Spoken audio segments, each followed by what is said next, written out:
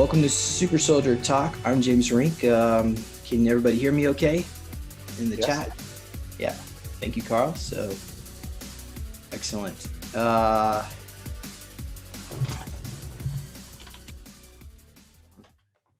Now, we have Karl on here today, and he was a pilot in the SSP. We think possibly Nacht Waffen.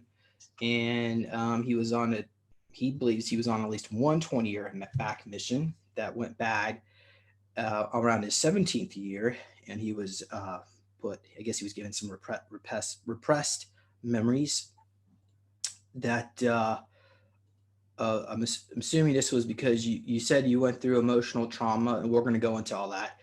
And then he was brought into Los Alamos. So during his career, he spent his time on a station near Saturn. I put Mars in here, so you're on. I thought you said Mars. Mars. Yeah. Oh, okay. There. Oh, I see it. Mars. And yeah, you've also encountered different ET beings. Okay. Sorry about that. The thunder is booming behind me. Hopefully, we're not going to lose power because I've actually lost power 2 times in the last 4 days. So let's keep our fingers crossed. Okay. And you've also been through a lot of SSP programming, and you know it's about some of the technology of the SSP. So we're all excited that you're on here tonight. And thank you for coming on here. Just give me a moment here. Okay, so thanks everybody. I see you all in the chat. Yes, hello everybody. Welcome to the show. And hello, Karl. Hello. Yes. Do you want to add anything to that bio that I might have missed? No, we'll get into the details. There's a lot of memories, but also a lot of empty spots in the memory, but I got a good general picture. Okay, excellent. So, yeah, and thank you, Linda, and everybody. Okay, today, let's see here. So let's start with this experience. I guess maybe we can go through a chronological order here of your timeline, because when we were talking, I know we went right into your 20-year and back experience. You actually had a few experiences prior to that. I guess these are all training programs where, I guess when you were age 6, is that probably the first one that you recall in your experiences? That's probably the age when they split my personality via torture. And after the torture, you needed a good shower to get the liquid off. It was electrical torture. It was not nice. And then they sealed that information from me for an awfully long time. And I think that was done to help feed emotional psionic weaponry, so that there's a bit of me that's very angry, very not happy, and it can be used by one of me in weaponry. So you said that around the age of 6, you were tortured to create OBE. I guess that's the out-of-body experiences and your alters. Do you actually, can you, I mean, I don't want to want you to necessarily relive the experience by telling us in detail, but could you describe a little bit, maybe at least some of the process involved in all that? They used electricity on my temples, but I had liquid over my body. You're strapped down in many places to a grate-like table, and you have to breathe. So when the electricity is on, you can't breathe, so they have to stop. And so they turn it on and off, and at some point I saw myself on the table, and I was just standing beside the table, and they knew I was split.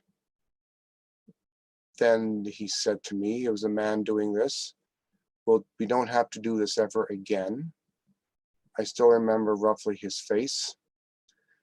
I needed a shower to get the stuff off me, and then I was put into a metal chair.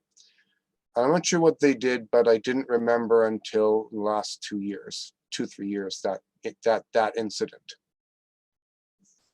Apologize if I misheard you, but you said there was some kind of liquid on you. Are we talking Yes. like a femto goo or?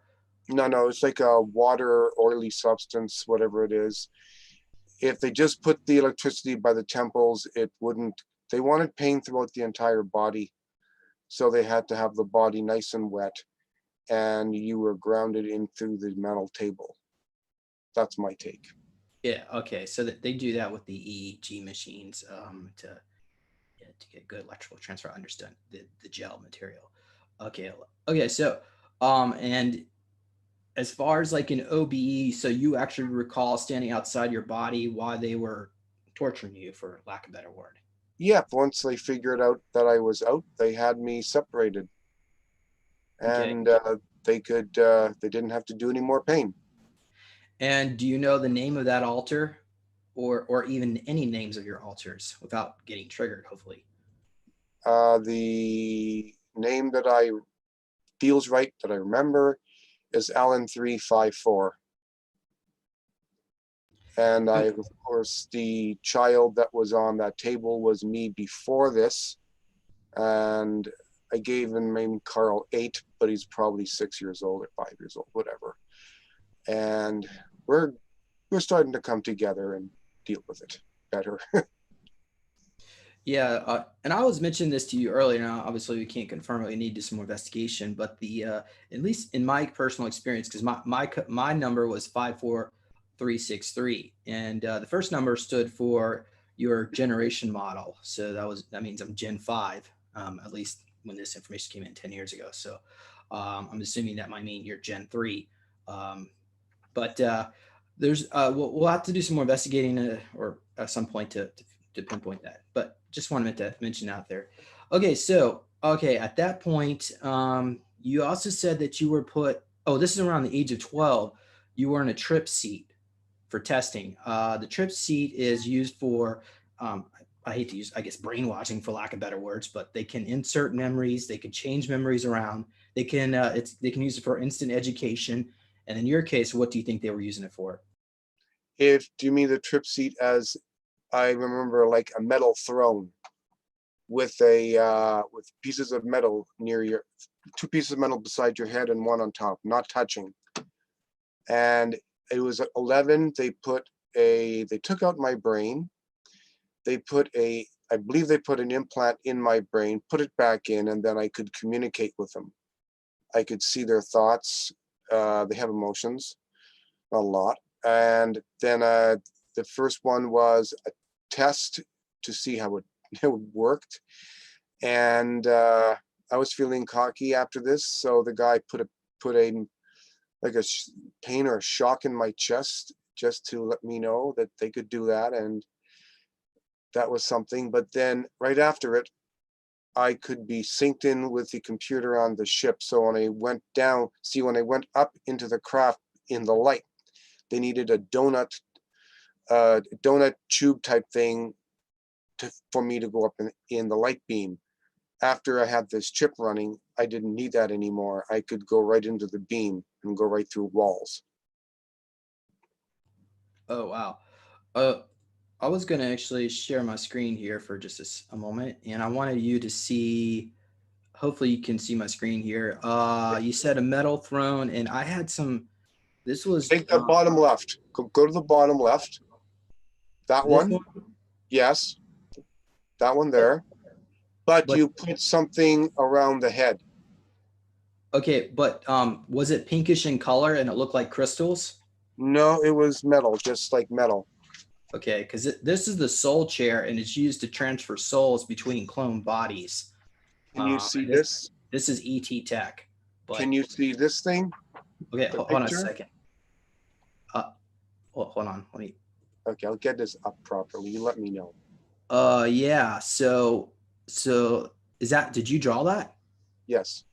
Wow, you're pretty good at drawing. Okay, so.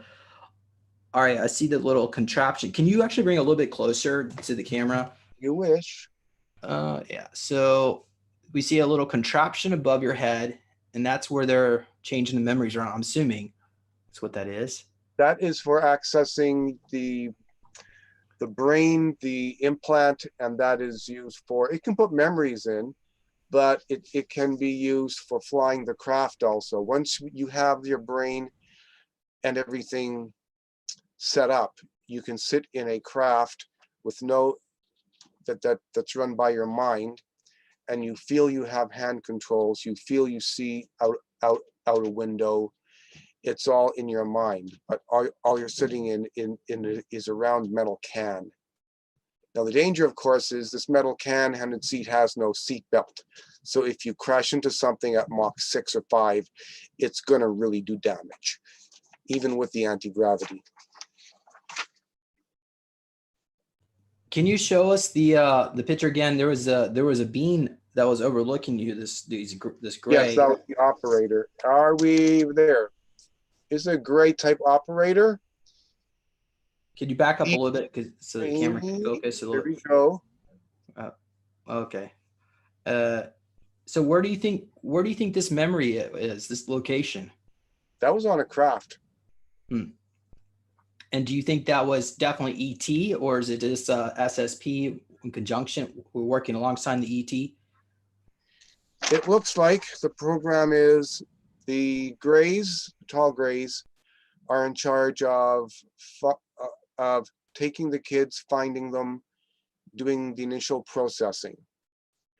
Once they find someone, say get to stage 1 or 2 or 3, that they find a child that fits, they go to the next stage, and whenever the human people, human hybrids come in is when they come in.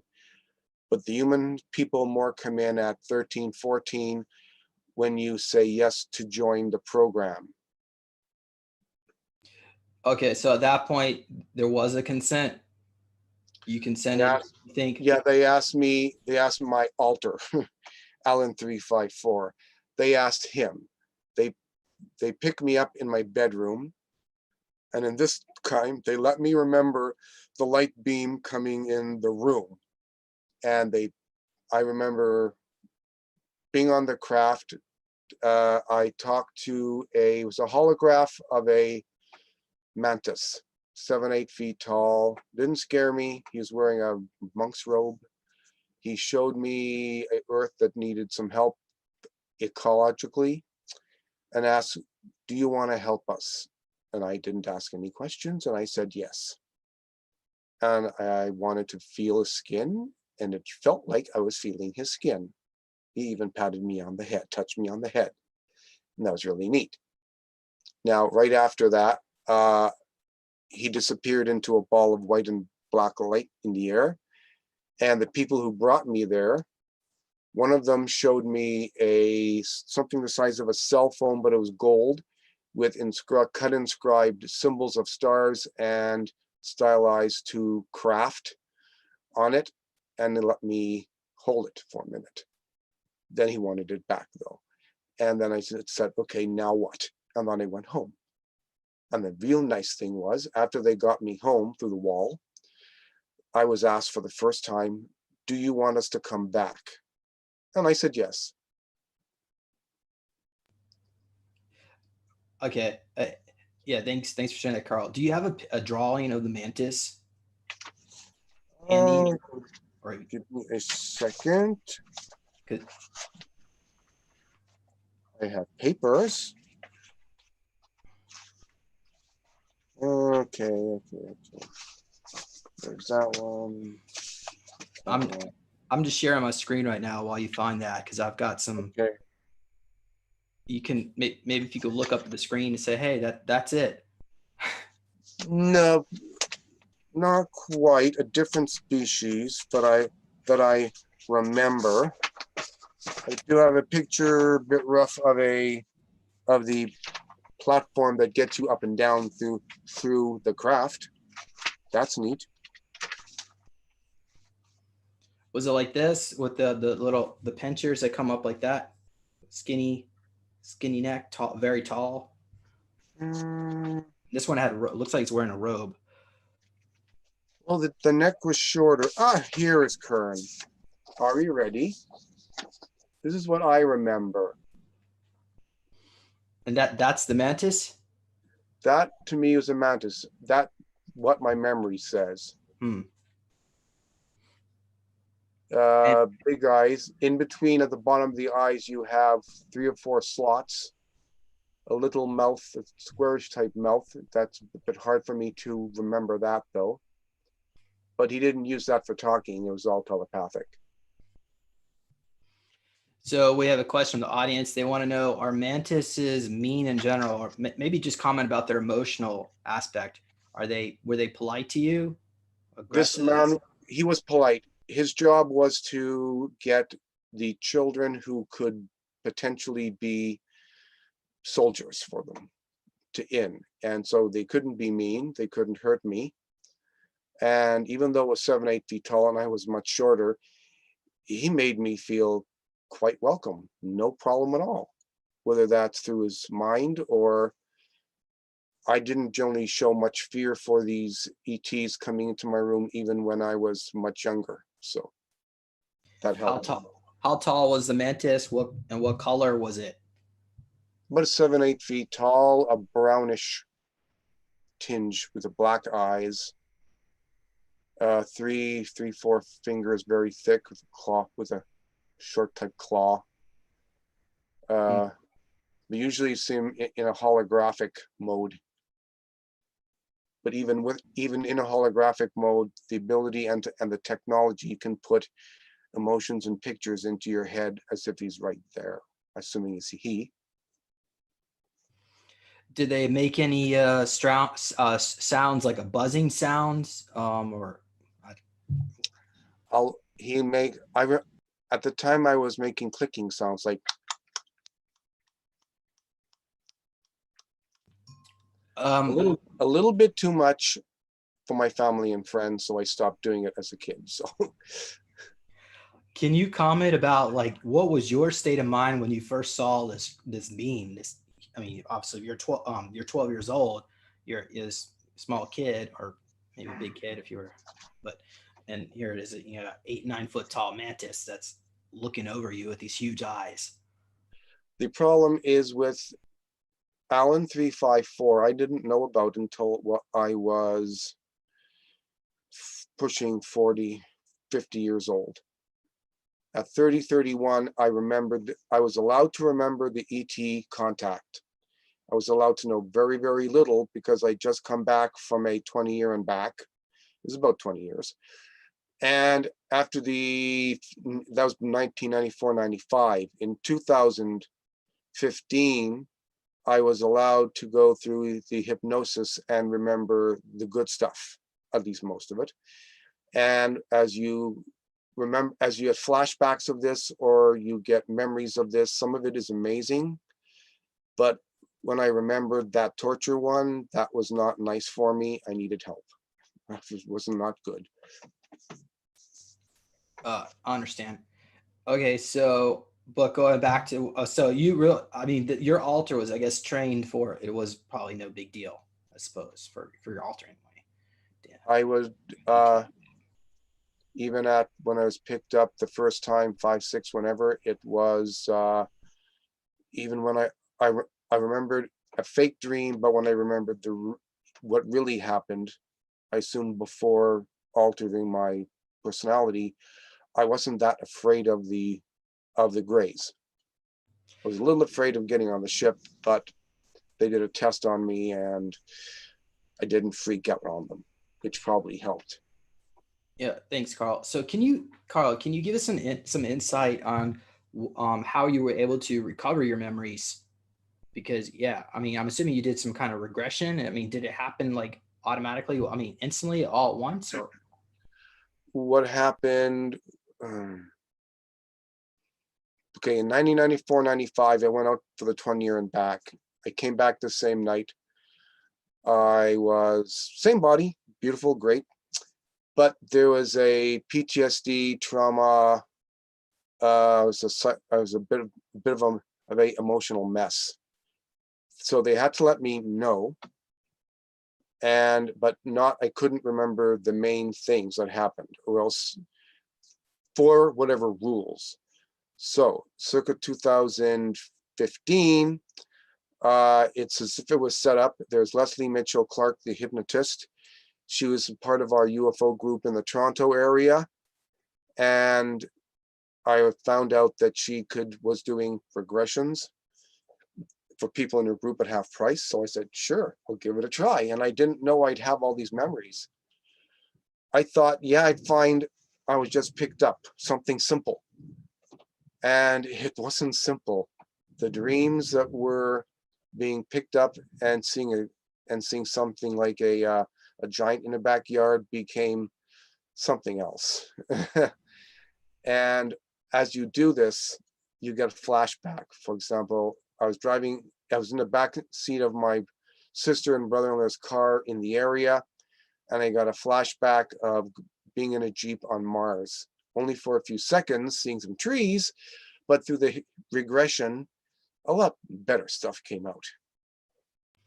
Yeah, thanks, Carl. So I know you just mentioned trees. We're gonna talk a little bit about that later. What some of the trees look like on Mars. But going back to how you were able to recover your memories there. I wanted to ask if you've been suffering with some like PTSD like symptoms throughout your life before you even realized. I mean, I'm assuming you always knew you were a alien contactee to some extent. But was there always a lot of trauma that was surfacing in your civilian So life? before 31, 32, there was as if my full potential wasn't to be my full potential. Control. I had to not take care of myself physically. I could go to a party, have a few beers, but not do drugs, not get drunk, take care of myself physically. I was in good shape, I was strong, and I guess I didn't have too much traumatic experiences until the 20 years and back. And then right afterwards, it was bad enough that they had to let me know, or else I was contemplating at times not being here. Okay, so let's move on here. So after the age of 12, and this brings us to around the age of 13, you said you went through space cadet training. So this particular incident, you said it was only for a few weeks, not like a full 20-year back, and they actually did send you back afterward. Oh, yes. Okay, after you are welcome, after you say yes to go in the program, you need 2 or 3 more implants. This time I had to ride my bike to the craft in the field behind my house. It was in a deep ditch. I entered, I was put in a machine I think that scanned my body, but I was enclosed in a revolving machine and the big drum. Do you have a And drawing of that? no, Okay. unfortunately. But after that, I was brought over to a little table where the mantis, or a mantis, and a couple of the helpers, the Greys, were, I put my left hand on a table, they gave me an implant there, and then the mantis was in front of me, he touched the back of my neck, and I heard a click. I felt a prick in the back of my neck, and as for a test, he was in my head, and I was in his head for about 5 seconds, and I could see through his eyes. And then you need to get a partner. I remember that we're brought to a house on the planet, and this house, from looking from the back to the left side of the house, it has a long window along a hallway, so you see the whole hallway. It was well lit, it was in the evening and nighttime. We went in that hallway, we had nothing on.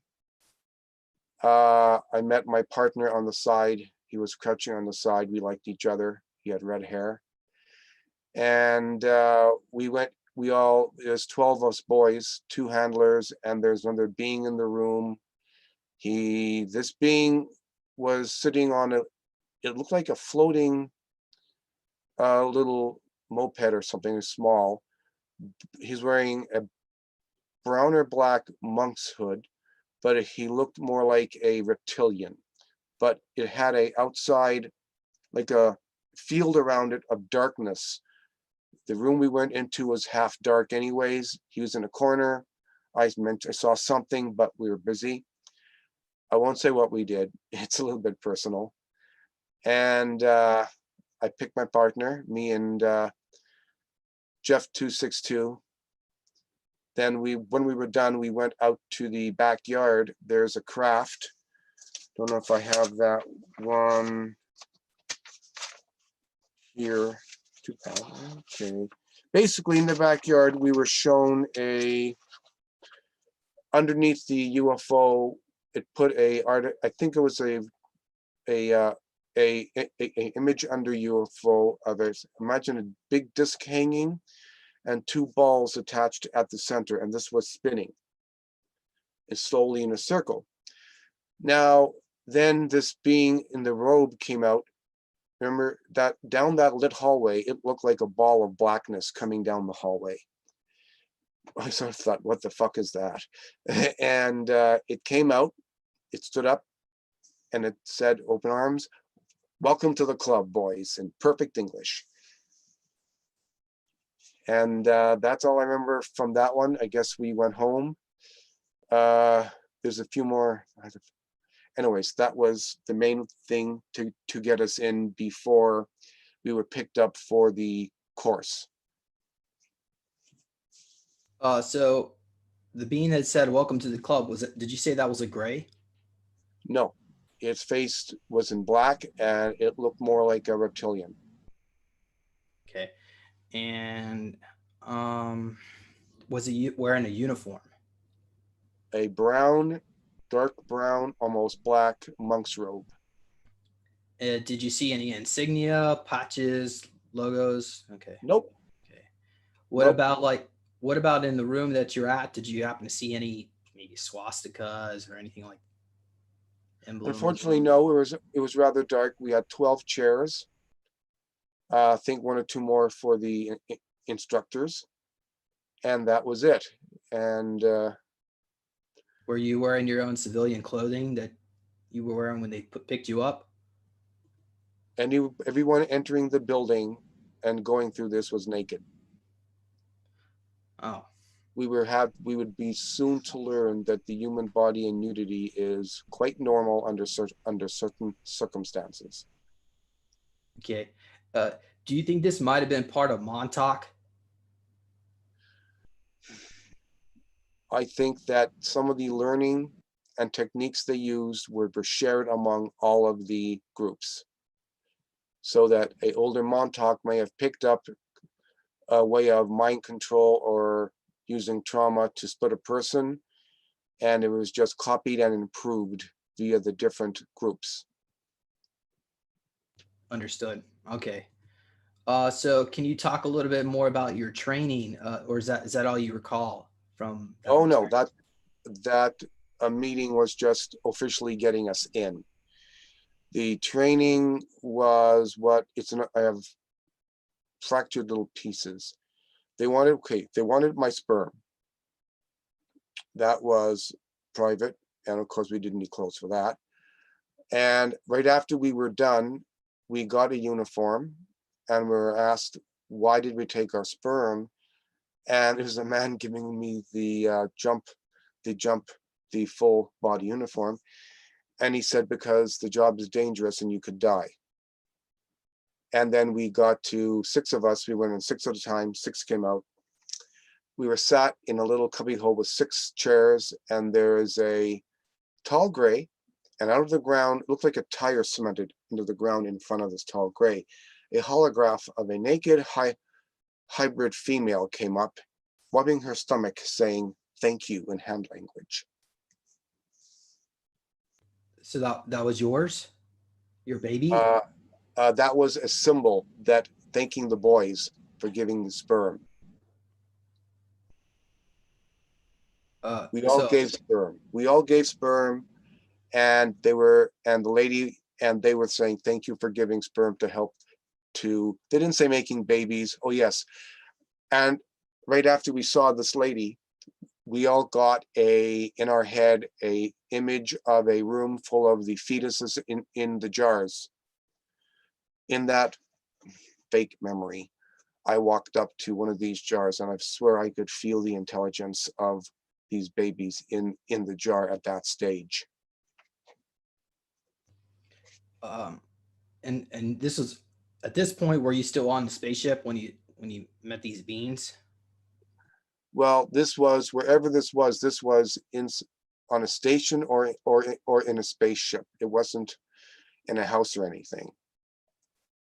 We also got to have a class. We were helped out of our bodies via the tall gray, and we were instructed to stay in the room, which was hard. we did. We were suddenly out of our bodies, upside down on the ceiling, in a great mood, looking down at our bodies. We could put our hands within each other. We could put our hands in the wall a little bit. And after too many of us started putting our hands and arms in the wall, we would put back on our bodies. I'm going to share my screen again. I want you to see this. Is this what you saw with the child on the wall? It was close enough. It's the same idea. The fetus is hanging in the jar via a type of umbilical cord, and I forget it now, but it was a lot of them. There was like hundreds, more than hundreds in this room. And did they look hybrid like this? Not fully human, but a mix? It was probably a hybrid. I was to learn later. I'm pretty sure I have 3 hybrid children not on this planet. One is a human hybrid, and 2 of them are look like human elfish on a different world.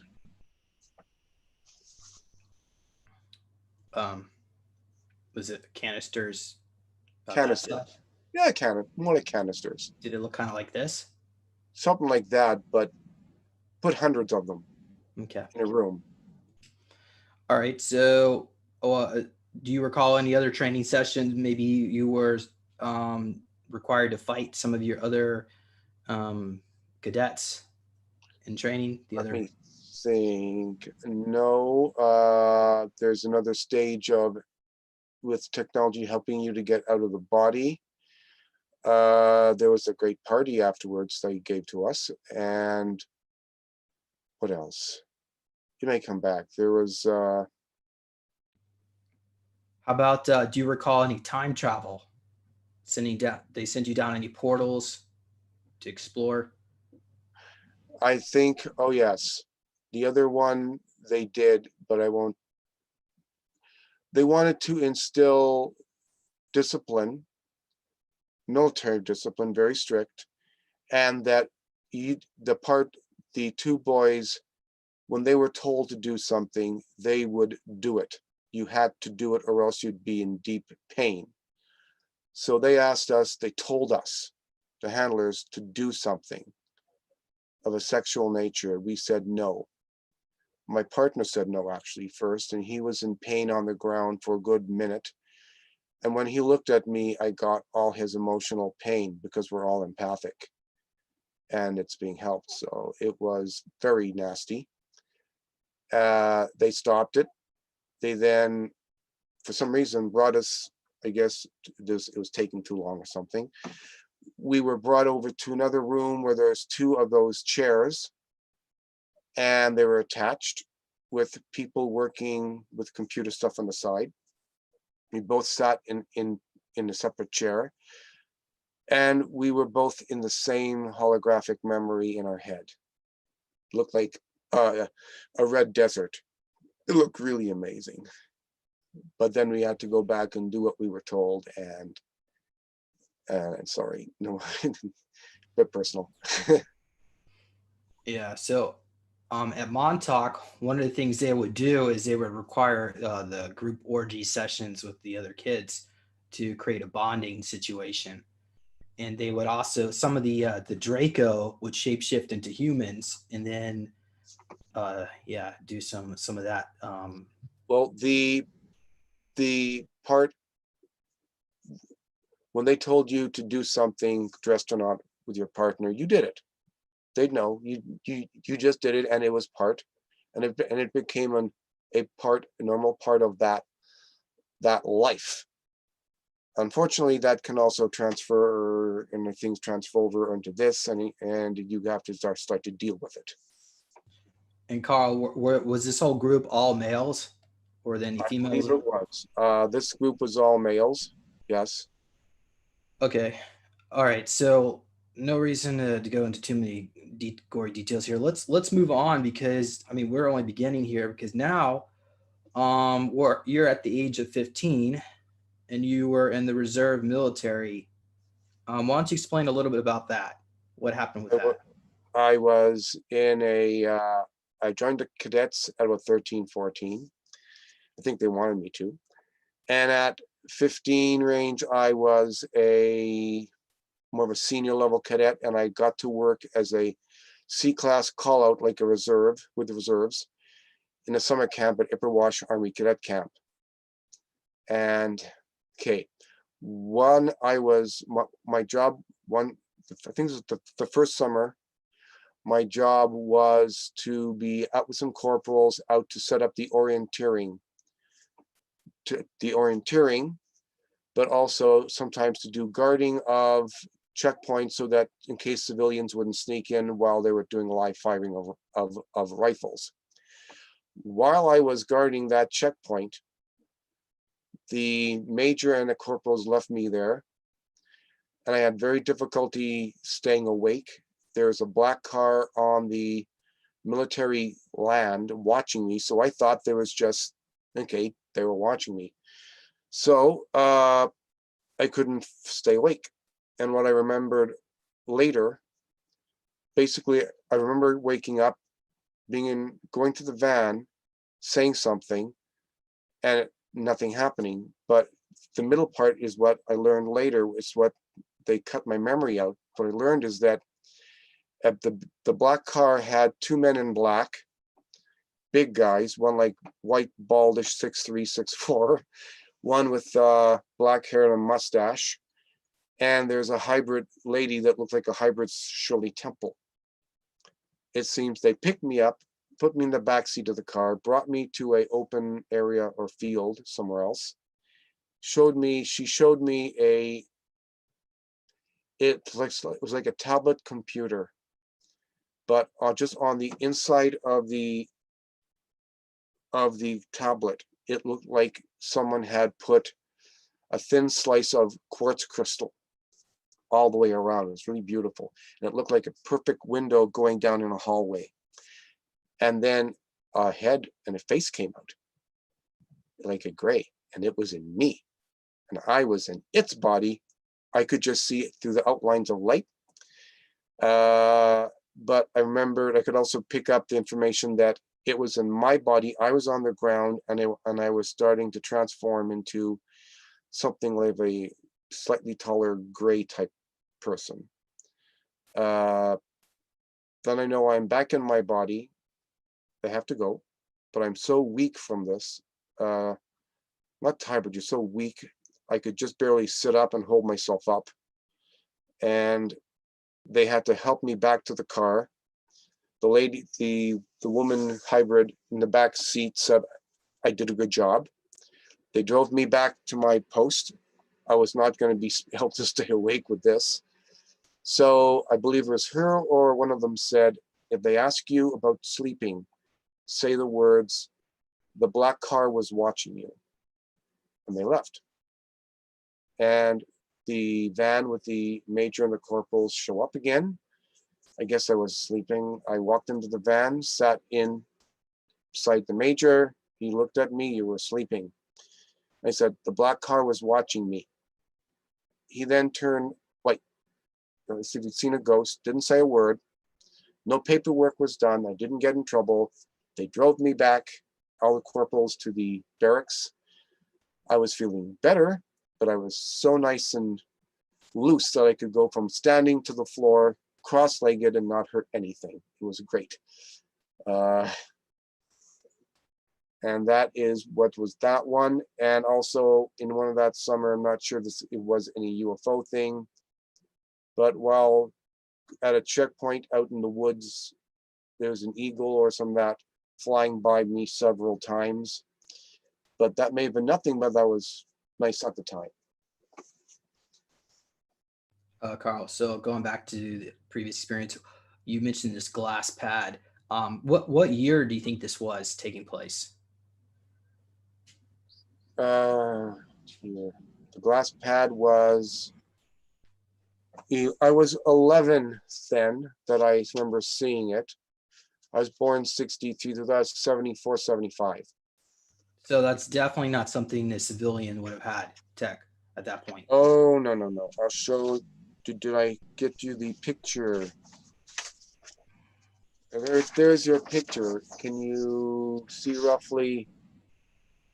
There's a glass floor on the bottom. On the ceiling, there's a little wall going all around with black little balls. And when they turn it on, it's like an opaque light source that you can walk through is in there, but you're still in the room. But when they turn it on fully, you can go right through the floor, through cement, through the air, and not drop off anywhere. And they just do something, they change it, and it moves back, and you're in a room. So that was used for teleportation? If they want to pick me or you up and you have a wall between you and the bathroom and someone in the bathtub, they will go right through. They probably won't see you. But usually when they do this, they make sure everybody is asleep and they're not going to see anything. Okay. Going back to the next question. You kept mentioning why was the black car is watching you. Is that a trigger? Was that supposed to trigger an alter, or was there an actual? That line was to trigger the major into saying nothing. I was to be protected. They were to be protected. If they were to charge me with the crime of falling asleep, I would have my say of a court. And somebody beside the major would know that there was a black car. It wasn't ours. It wasn't the military car. It would open up a can of worms. Now this way, by not charging me, there's no record of what happened. So I can say this, and they can say this didn't happen because there's no record. Yeah, but I mean, at the age of 15, 16, they shouldn't have been, what they were doing is illegal anyway. So why would they even care? They don't care about our laws. They work within rules, I'd say, but let's say there's another, say for example, at 18, they picked me and Jeff up for a bonding, a very extreme bonding course. This is how much they think of legalities for people. We were brought to a city in an apartment, in an empty apartment. I was told to wait in the living room. They took Jeff to the bathroom, had him stripped. They ran water. They drowned him in the bathtub. They then called me in to revive him, which I did. And this leaves emotional trauma. Like what? He was having to help calm me down afterwards. And then this was all about him getting a out-of-body experience and a bonding. This is not usually done to people or teenagers at whatever age. But the neat is that when we took the black car away from the building, we went to an airport, right past security, into a small private jet. And we had me and Jeff got to sit in a very nice, comfy sofa, like a lazy boy, and I'm pretty sure it had this MindLink stuff in it. You had to do what these men said. There was no choice. And that's like, if they could potentially kill us, treat us like that, legally is what? So they would kill you, then revive you, and then if you still didn't cooperate, they'll just do it again over and over until you. Well, my point is, if they were willing to drown my partner, they could probably revive him in that, fine. But what laws are they working with? This also gets people, once you get to the soldier stage before any flight training, that when you are in a dangerous situation, a weird situation, you have seen it all, you have been through hell, and you can stay calm and think. That's the good part of it. Okay, so next question. You said you remember being interfaced with telepathic flight training. Was that Yes. around the same time? Or is That came when I was about 30, 31.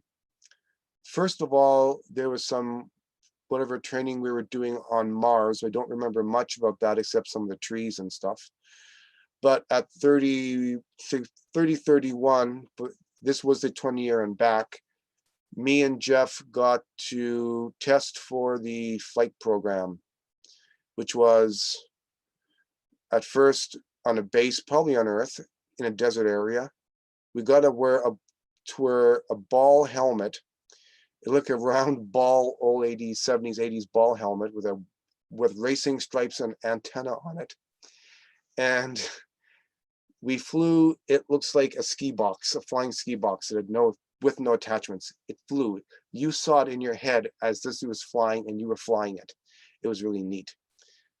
Then we passed that. That was great. Then we went out to an old UFO, a used one. It was scraped up. No real dents, but it wasn't no new model.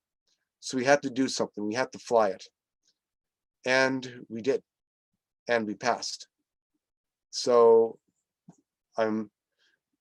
we went up and we got the course. And any other details? are you asking me? Yeah. Oh no, I'm just trying to figure out where we are in the timeline here because I'm trying not to jump forward here. So that was during your 20-year and back. Yes. Okay. Well, That's what that. Go ahead. yeah. Well, before we get to that, let's go on here because I know you just I would just want to comment to the audience. You said you had 3 hybrid children. One of them is elfish.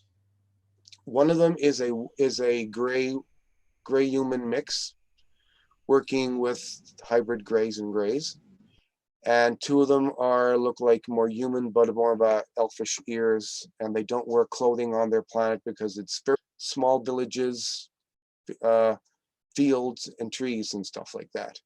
But all of them are very telepathic, and when I think of them, they know. And if I do it enough, relax enough, we can get a bit more detail. Yeah, so I'm assuming you've been interacting with these beings because you did mention about this bead string thing that was put into you to cure your diabetes. Was that these same ETs? I'm not sure. These guys look more human size, and some of the controls weren't as high tech. But when you're having it looks like a double-handled drill with a long bit going into your stomach and you're awake, I wasn't very happy. And so 1 or 2 guys at my shoulders holding me down from moving. But it turned out okay, though. When I did my next blood test, my blood sugars were much more down. And hopefully it's still working well. So are you still considered diabetic, or is that? As far as I know, because of the COVID, I can't go see the doctor. I have I'm gonna go do a test or something. I'll see, and hopefully in June I'll have another meeting with them, and we'll see what the blood test is like. Okay. What about, you mentioned here this supervisor? His head is squarish and he has horns like bumps. Yes, he is Who's this? important. He is some type of senior supervisor that goes to the human groups, hybrid groups. He has an entourage. He has an energy about him that is truly amazing. He's about 5 something, maybe 6, but shorter. Physically, he has muscles. He looks definitely biological, but he looks fit. His head's a bit more square, and it's like there's bumps right there. The eyes are a little bit bigger. And I saw him he gave me some information via a dream download kind of thing.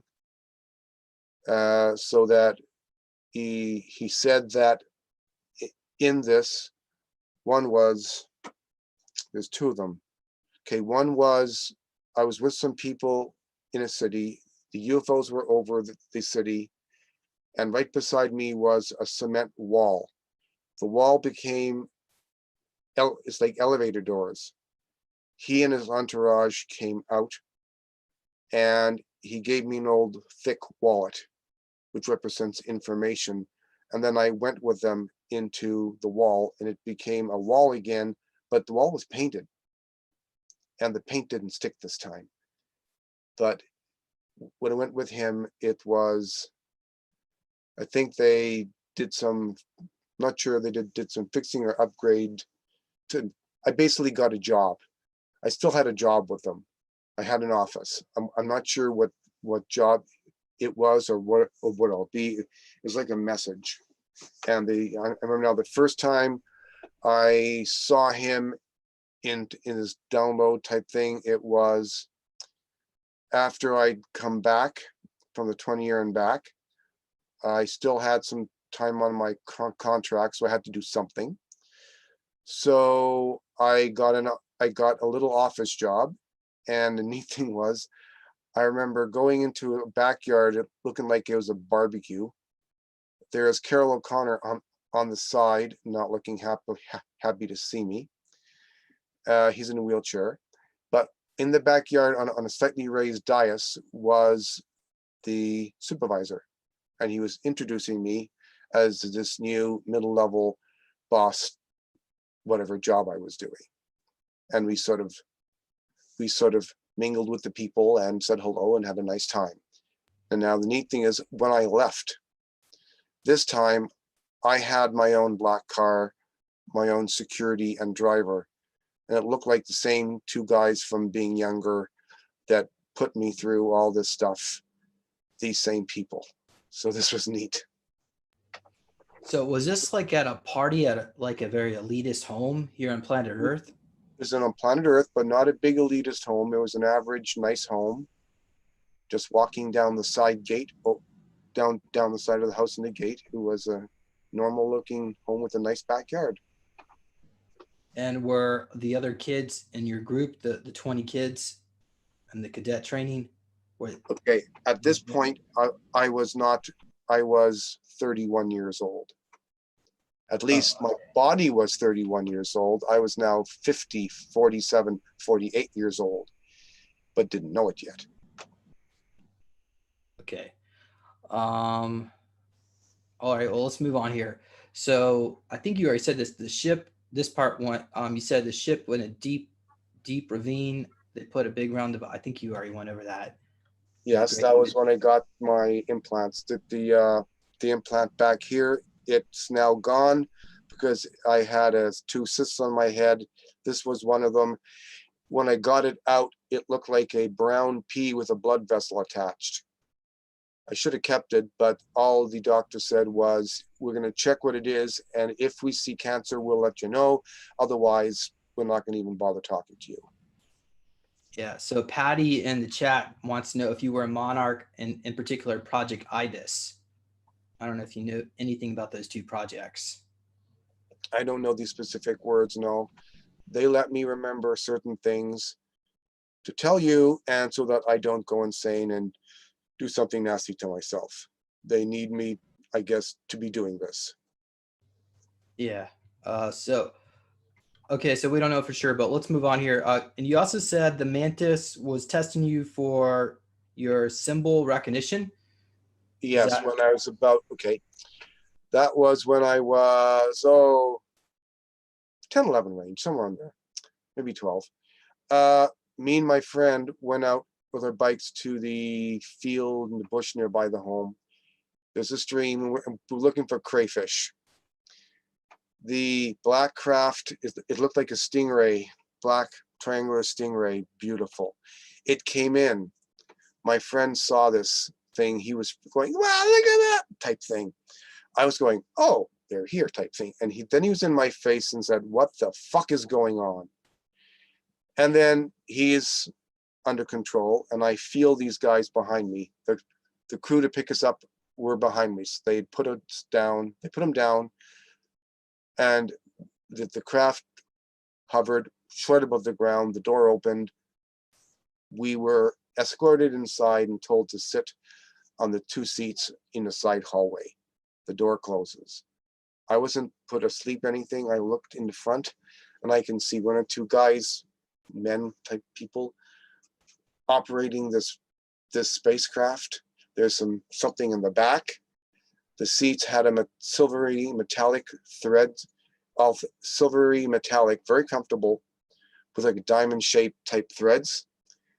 It moved, you didn't feel anything.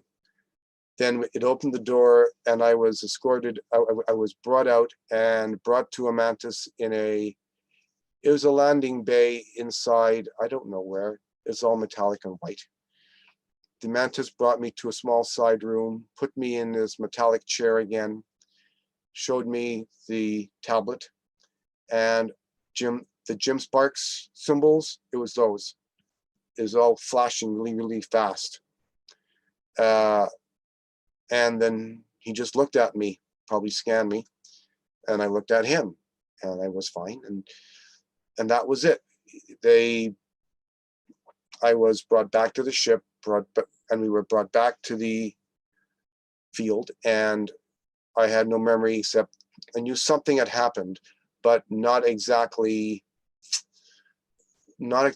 I got the good information later. If you look at his script, I saw his script, The Keepers. I've read his book, Jim Mars. Oh, this Jim Sparks. So Jim Sparks. yeah, I've read the book too, but I'm assuming, I guess that's it. I don't know. And I believe Jim Sparks also met the supervisor. If you read his book. So is this guy like a Draco? Oh, is this it? Is that what they look like? You mean the supervisor? Yeah, is that like no, this? he is, these guys are big, healthy, and thick. He is like a tall, skinny human, but muscular. You know this guy's strong. His head's a bit more squarish and big, but when he enters a room, everyone knows he's there, even if you're not looking. Understood. Okay. I can find. Oh, you got some more drawings you can show us? I don't know if I have him. It may be on the computer or somewhere else. Oh, probably not in this one. All right. So going on here, I guess in my notes, you said that the reptilian on the scooter. I don't know. I don't think you mentioned that there was a reptilian on the scooter, but that was when they said "Welcome to the club." Yes. So that was probably a military base. If he's on a scooter, unless they got scooters on ships. They can take you many places. They don't need to just be on a military base. And some of the places they took me, one place was, as a teenager, it looked like an abandoned industrial site. We went below ground into a large open room, and we had to do some things which I will not describe, rather personal. But you'd have to do something like that, and then it seems you get a type of a lesson or something with it. Okay, Carl. So why don't we just go ahead into your 20-year back experience? I know you've already gone into a little bit, but but I think you said you started off on Saturn. Yes. Okay, the black car showed up in front of my place in Brampton, Ontario. Jeff was driving. I heard them coming up. I felt them and heard them coming up. I became Alan 354. I went with them. We drove out of town, actually, up north, and then it flew to a somewhat large UFO. And me and Jeff we had a quick meeting with an officer behind a desk.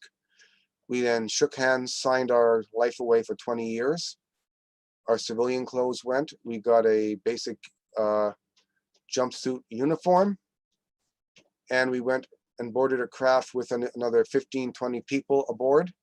We took off from that large craft. And we weren't long in the air above Earth. We just went pop, and we were above Mars. No, it was Saturn. Above the Saturn, and there's a. It looks like it's a round ball space station, just like out of Star Wars. Very similar to out of Star Wars. It was big, and our craft went into a door opened up in the middle. We went in, we docked, and we started our training. The hallway was crowded. It looked like this thing was used, and we had fixed it up, but for the people using it, it was a bit too small. Some places were nice. That is a neat station, but imagine the Death Star. So this is like a hemisphere, so it'll be a full Yes, full a sphere. full ball Yeah. like the Death Star. And what about From Star Wars. the actual color? Did it have this metallic color to it, and it had red color lights, or was it different? Metallic gray. Did you see these lights on it like this? It was glowing. No, it was. It looked like a well taken care of used space station that we were now using. The hallways looked way too small for our use, but that was the main hallways from going from A to B. The side hallways for particular jobs were open. Where you lived was tiny, 6 to 7 feet across, 8 to 10 to 12 feet in. The bedding area was small, like 2 bunks. The tables would come down out of the wall. To me, it was a good use for them, but it was not meant for lots and lots of humanoids. Now, in this training, I got to fly. It's a small single seater, and you sit in it.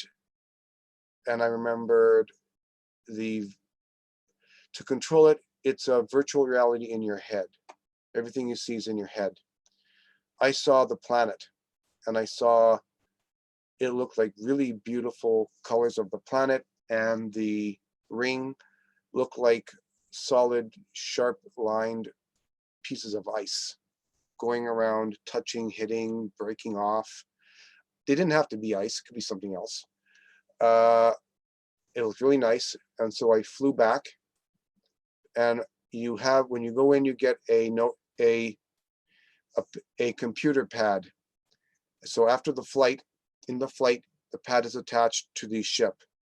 And so when I came back, I put it onto some type of mounting on the wall, and the computer and the instructors knew how well I did on flying.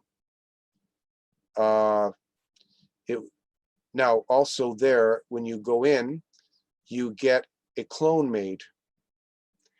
They take a baby-sized piece of whitish flesh, they put it into a big black pill-sized things on a slight angle, and they take your DNA and they grow a clone.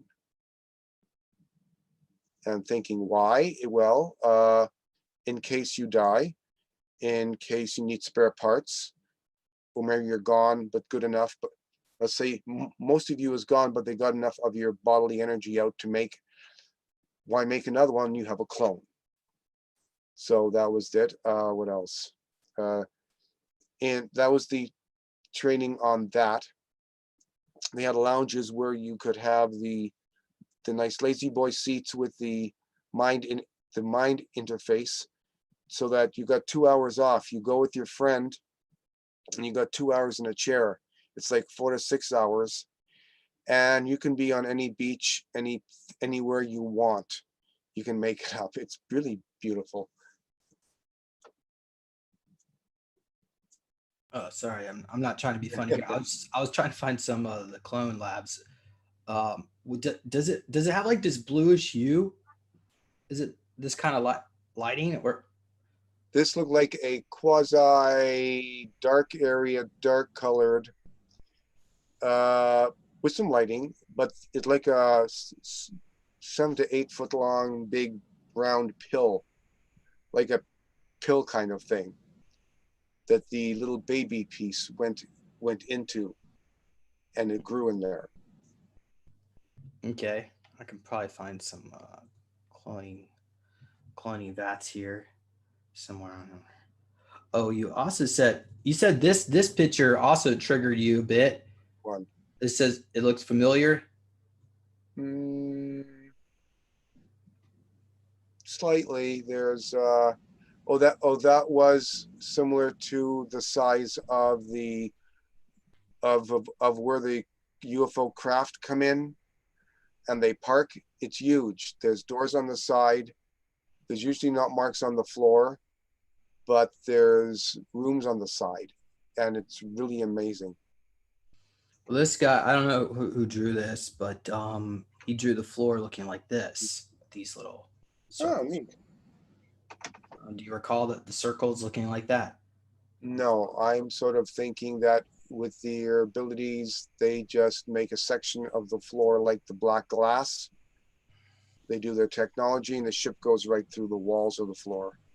It just comes out and it's gone. You don't almost need a door for it. So we were looking at some of these tubes, and you said it wasn't really see-through. No, this is not. That was more like the size, a little bit bigger. You couldn't see through the black opaque, and I don't think it had fluid. I think it had, the baby part had to be fed, of course. Okay.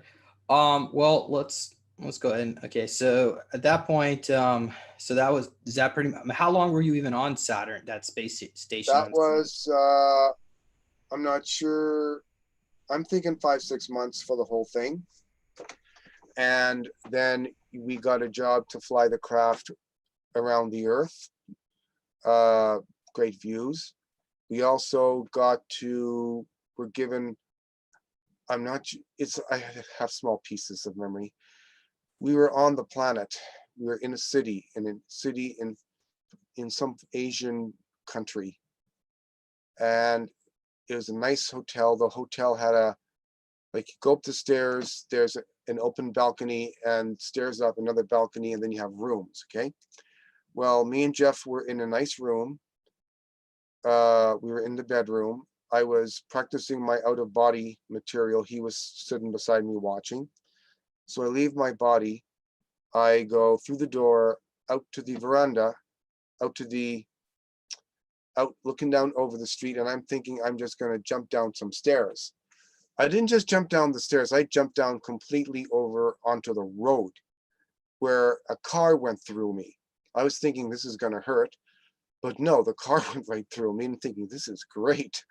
So I did a smaller hop to the stairs up like, why take one step when you can do 30-40 feet?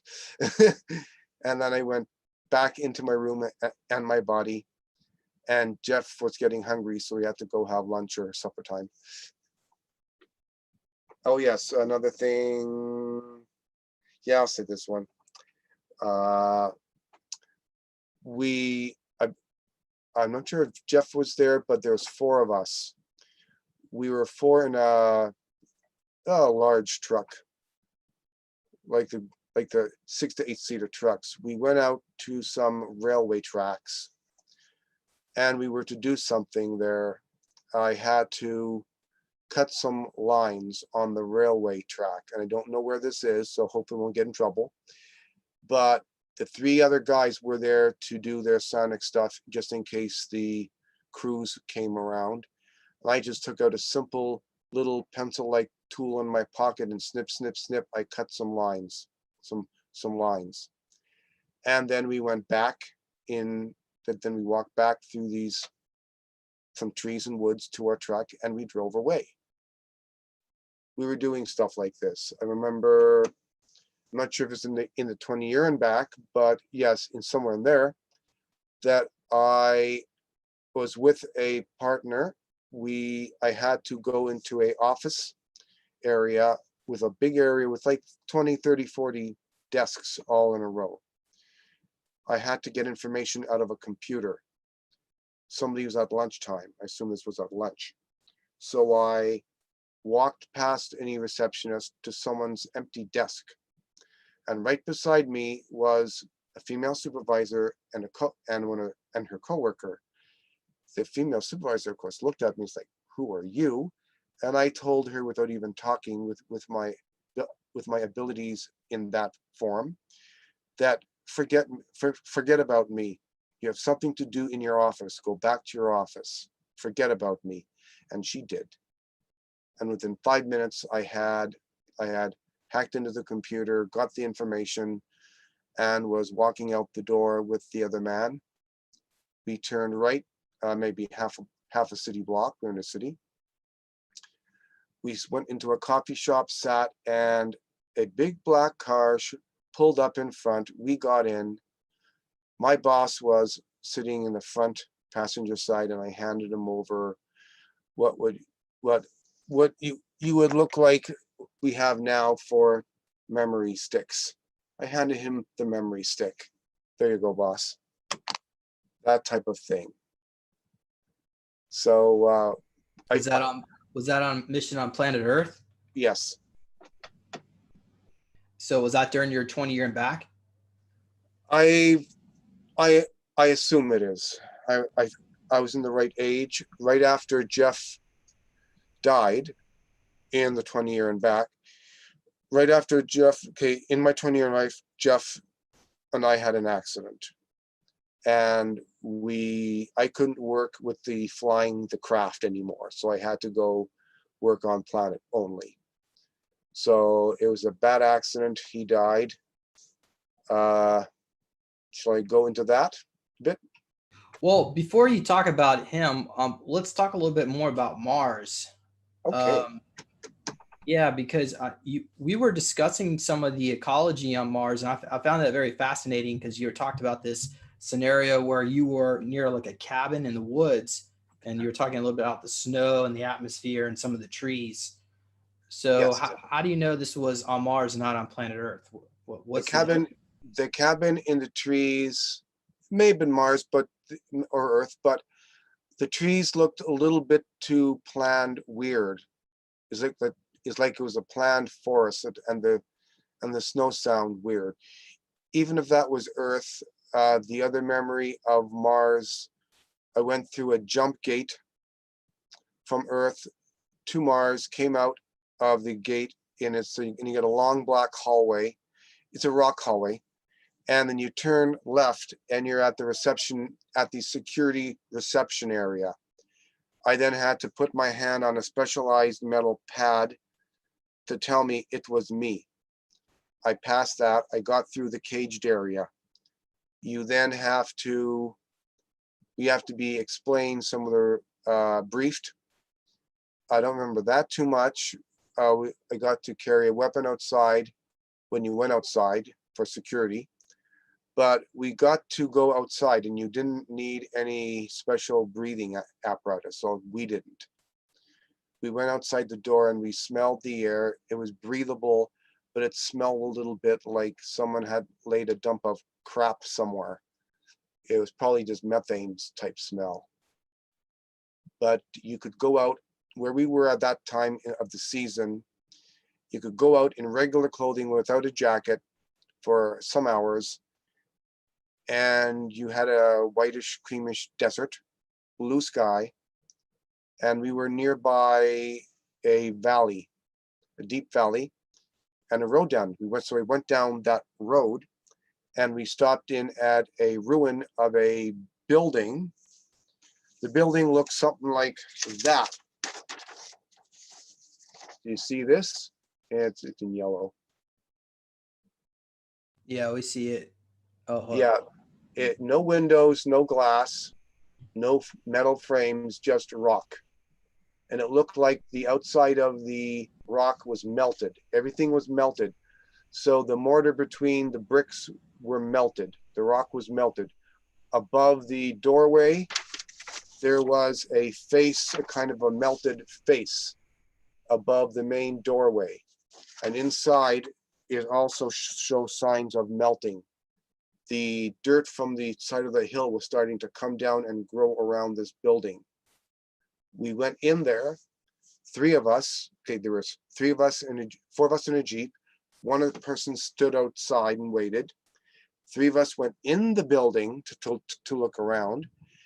And while I was looking at the rocks and that, I felt their fear and turned around, and there was a mini brontosaurus in the room with us.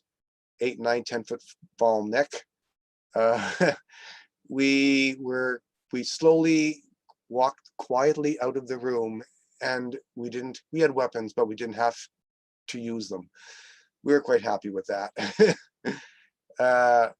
Did it look like this? No, a brontosaurus. A mini it has a big bulbous round low body, a tail, but a long neck with the head not that, it had teeth, but not that big of a head. The ones on Earth we had were for eating plants.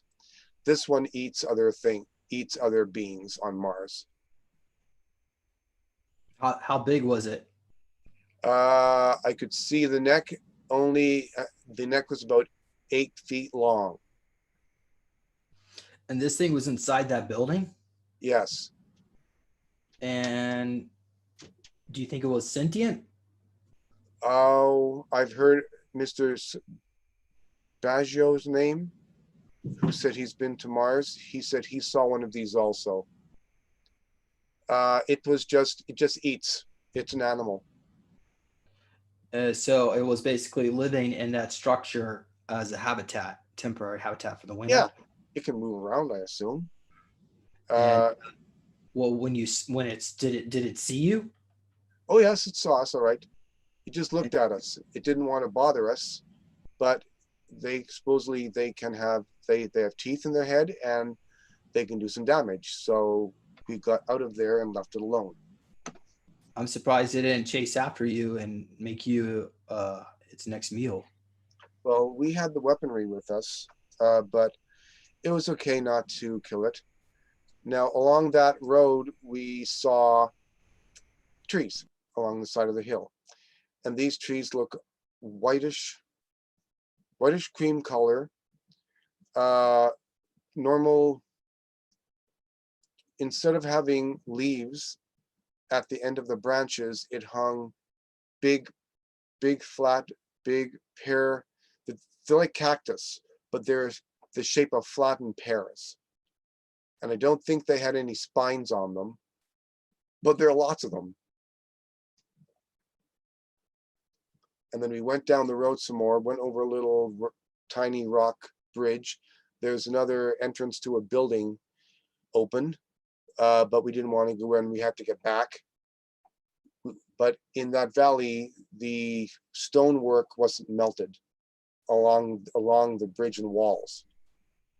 When we got back to the base wall went up on a curved up, big bricks up, and the roadway in would just fit a small truck to a Jeep. We went down it, and I was just allowed to remember, as we were going down this tunnel with lights overhead, we saw a light with natural daylight on the left coming up. I wasn't allowed to remember any more about that. Also, I just had the image of the prickly pear. So this was I'm going to share my screen again. So this one is instead of it growing up, it was growing down. And this one is hanging. Tree. It's hanging like fruit. When the pear hangs from it, just like that, it hangs down to, it's about 7, 8 inches tall, 4 or 5 inches across, an inch or two thick, but it just hangs. Okay, and I showed some. Oh, I was trying to show Martian sunset. We already know that they're changing the color of the picture, so this is not correct. This is photoshopped. That probably is, yeah. What I saw was more. It wasn't really red. He had basically. It was a white. a creamish desert. There may have been a bit lighter brown, but suddenly in the blue sky, you would see a dust storm in the distance, and that part of the sky was a brownish red now.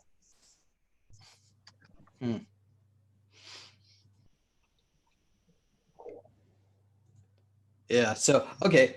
Let me just get out of this. I had the images of the trees on Mars, and you said that it looked kind of like a tall spruce. Well, Let me pull that up. if it was Mars, it was it was like a winter scene. But the snow was strange for snow. The trees were like tall spruce, not many branches. They're tall, not many branches, of course, and they were spaced out, not close together, almost not as if they were planted. Yeah, something tall like that, but far fewer branches, and they were and they all look the same type thing. It's weird, but it was the snow. It is if the snow when it melts, the snow when it comes down, if it warms up, it melts, and then when it freezes, it goes hard, and you get a crunchy, hard snow. It's not very thick, and this was the snow we were finding at nighttime. It was terribly cold, but in the middle of the day with the proper winter gear on, you were fine. So is that I pulled this image up here of these trees on That's Mars. interesting. Is that what? It may have been something like that, but these trees weren't that close together though. Yeah, and this has got looks like it's got some kind of buttresses coming out here, almost like cypress knees. But yeah, so and it was also it wasn't green colored in the winter. It was deciduous. It was all brown. I didn't see any. If it was green, there wasn't much there at the time. It was weird, and that at the cabin where we were, there we found a paw print that looked like a very big carnivore, maybe a bear. But the fact that it had pushed through this hard snow meant it was big and heavy. And later on that day, we met at a bigger building, another cabin, but much, much bigger. And then we all went out in our Jeeps and our weapons out to the woods. Don't remember the rest, but primarily going hunting to find something, I guess. So this is a deciduous conifer called a larch. So it could have been maybe related to that. Of course, but they're really tall, like 80, 60, 80, 90 feet up. Tall and straight, really neat. Did you ever happen to encounter any, I know you mentioned the brontosaurus creature, but any other type of voracious predators on Mars, such as the spider beans or the giant grasshoppers? Not yet, no. Well, but the fact that I remembered a mini brontosaurus, like the other person who claims to have gone to Mars, I like that.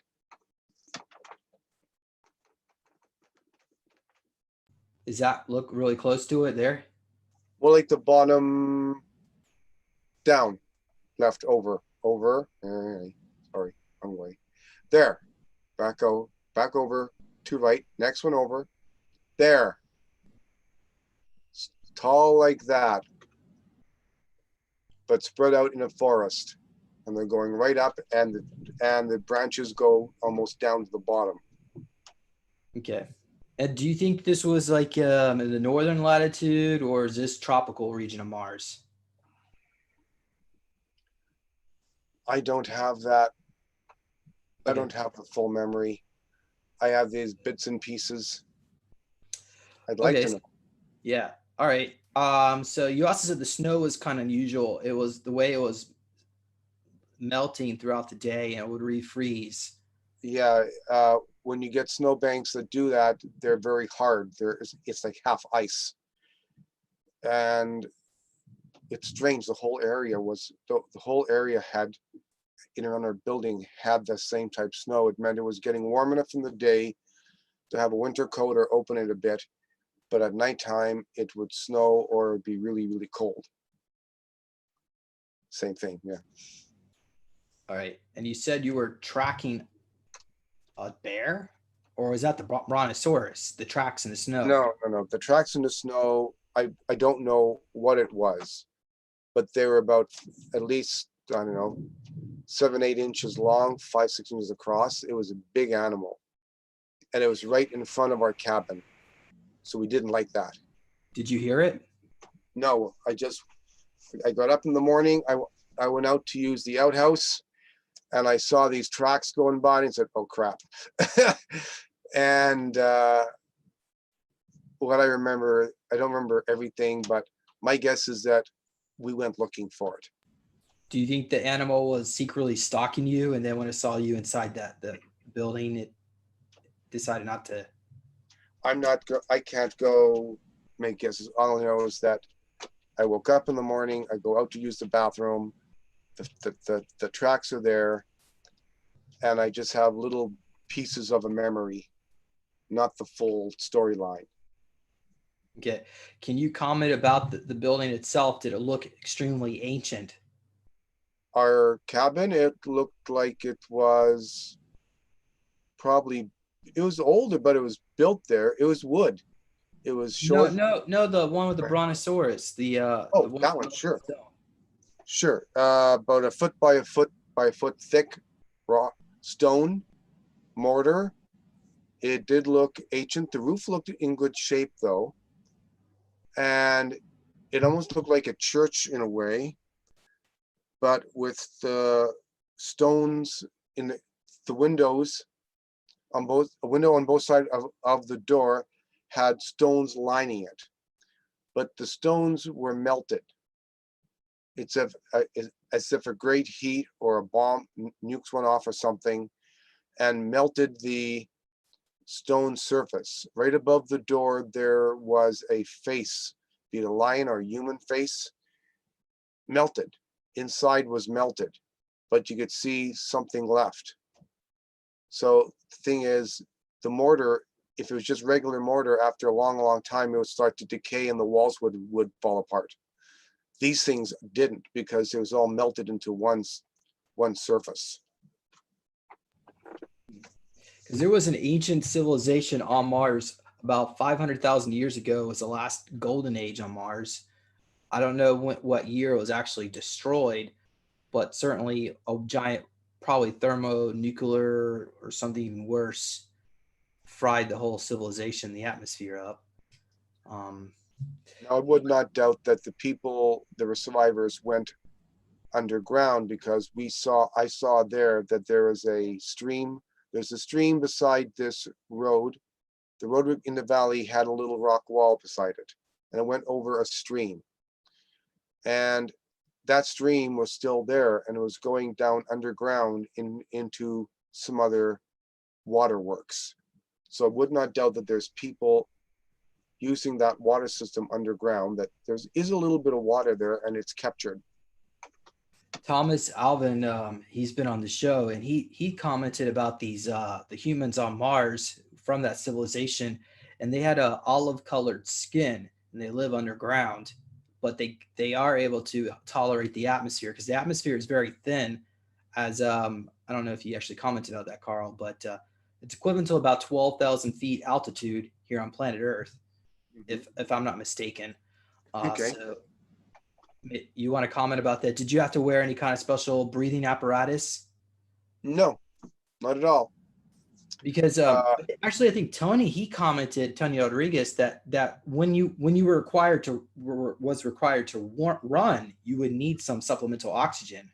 But we were in a Jeep. We were just walking and in a Jeep. We weren't, and I don't know what altitude we were, but at first time when you get out there, it smelled like methane. It didn't smell too good, but you could breathe. And anyways, I don't remember how thin or thick it was, but I don't remember wearing any special equipment. And I've been up in some hiking in a mountain area, 9,000-10,000 feet, and I could breathe fine, but I had to get used to for a while. If I tried to walk faster, I felt weaker, but I just slowed down, and my body adapts fast to pills and chemicals and things. It seems to adapt faster than most people. Do you remember any other experiences on Mars? Maybe during the summertime or when it was warmer out, or other biomes, or The only other memory was being in, me and Jeff had a room. We had a window with these plants all hugging up against the window. And it didn't seem the most warmish room, but it was what we had. The accommodations looked like it had been built in the 60s, 70s sci-fi type era. It was nice, clean, simple lines, one big bed. We had to do exercises and stretching. What else? There's not too much more memories on that. Who knows? May come back. well, do you think? Well, let me ask you. Do you have any idea what organization you were working for while you were on Mars?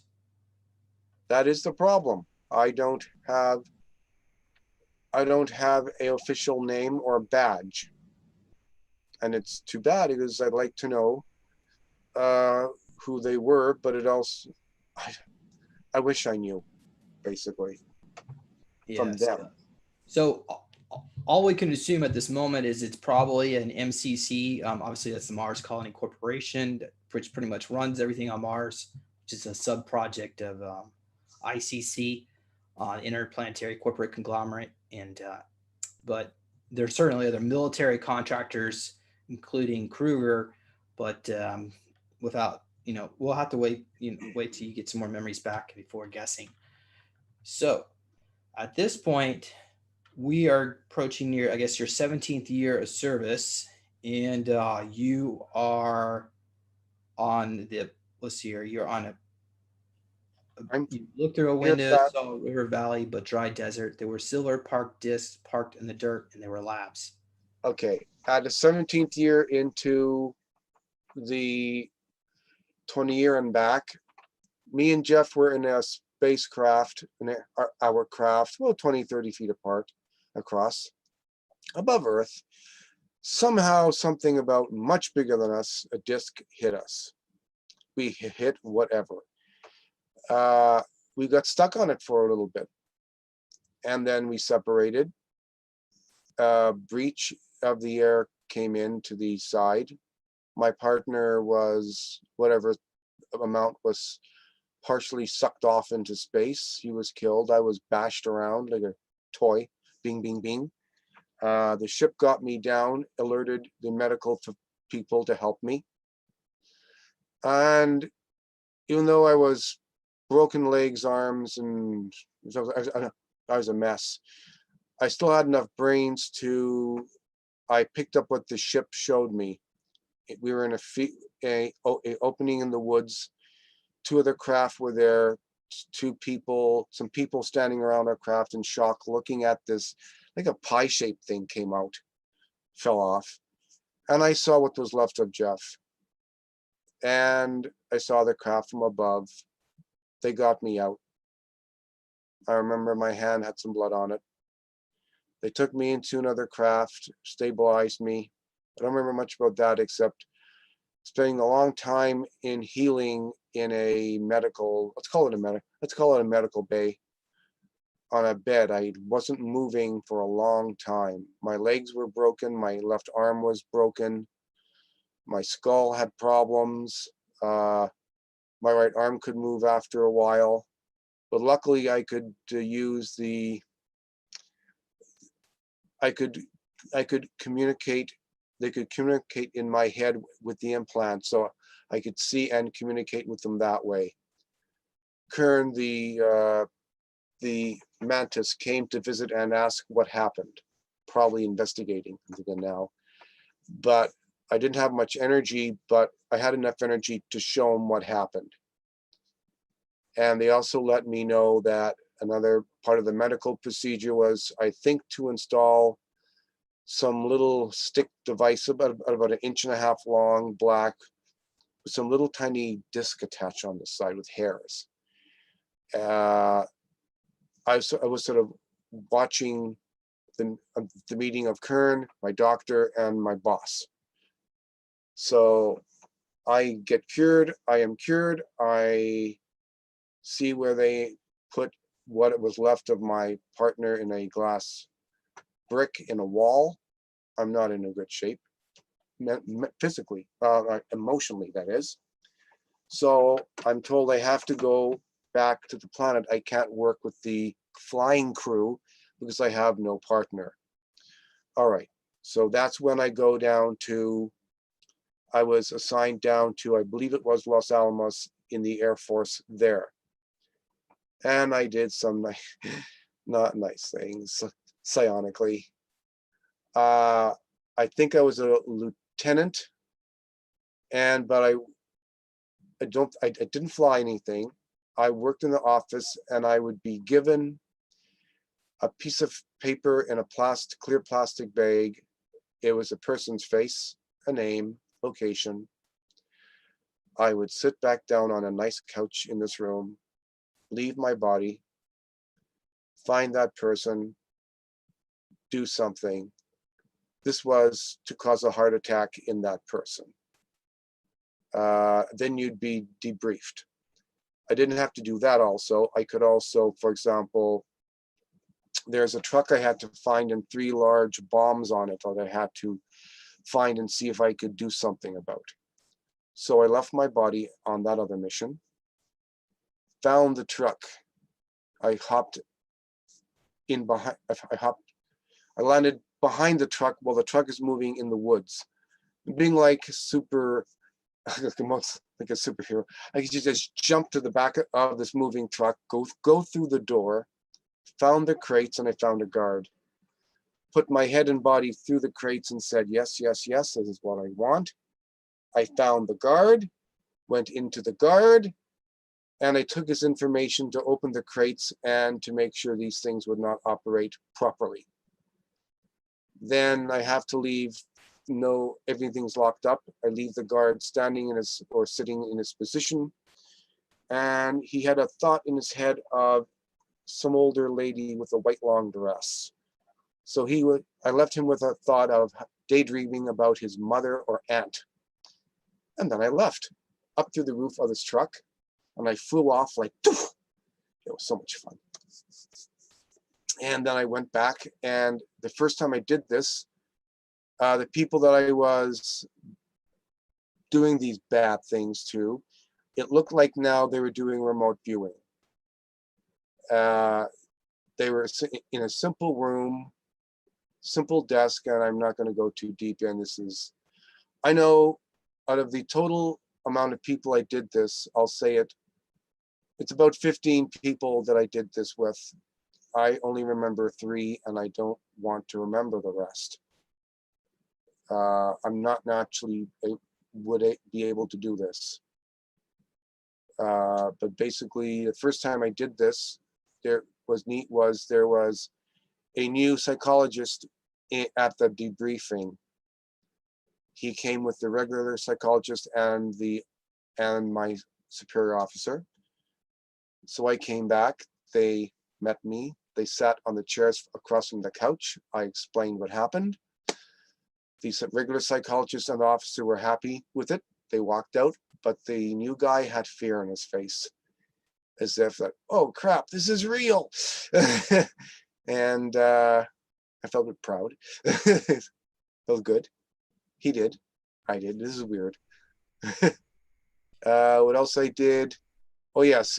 Karl, let's pause a little bit because Okay. you're jumping a little bit too far ahead. I had some questions about the time right when your Jeff died, because from what I'm aware of in the SSP is that provided your body is not more than 2 weeks old, they can take a teaspoon of your body matter and bring you back from the dead. And if it's over 2 weeks, they can always use time travel technology to recover it as well. So what do you think about that? Do you think he's really? Do you really still think he's dead? Or maybe that's what they just told you. What do you think? If they did, I don't know why. He, in whatever form, did show himself in a download type dream. But I felt this is real or not. This is weird.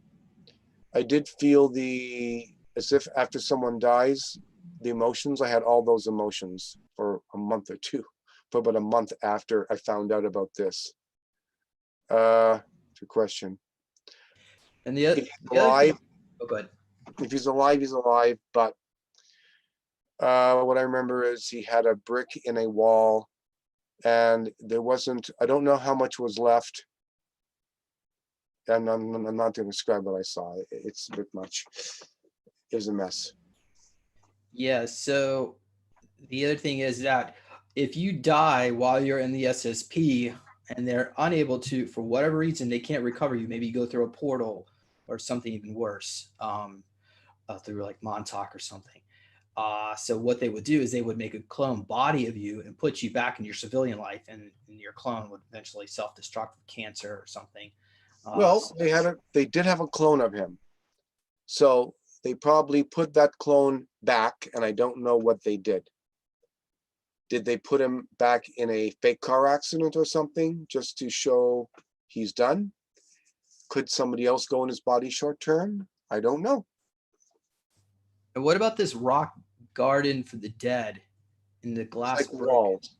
There's like 7-8 feet tight walls, and they insert glass bricks in it. You died, you did your service, they put you in there and they cemented in. All right. Okay, so after that point, you became emotionally unstable, and they had to put you in a different project. Well, right after he died, I was mourning. They didn't allow me to mourn. So when I went down to Los Alamos and started doing the other things, even though I like some of it, I'm doing something I normally wouldn't do. And this nice little bottle or bag of negative, bad emotions, it broke open one day. And all I was rage. I was just a ball of rage, uncontrollable.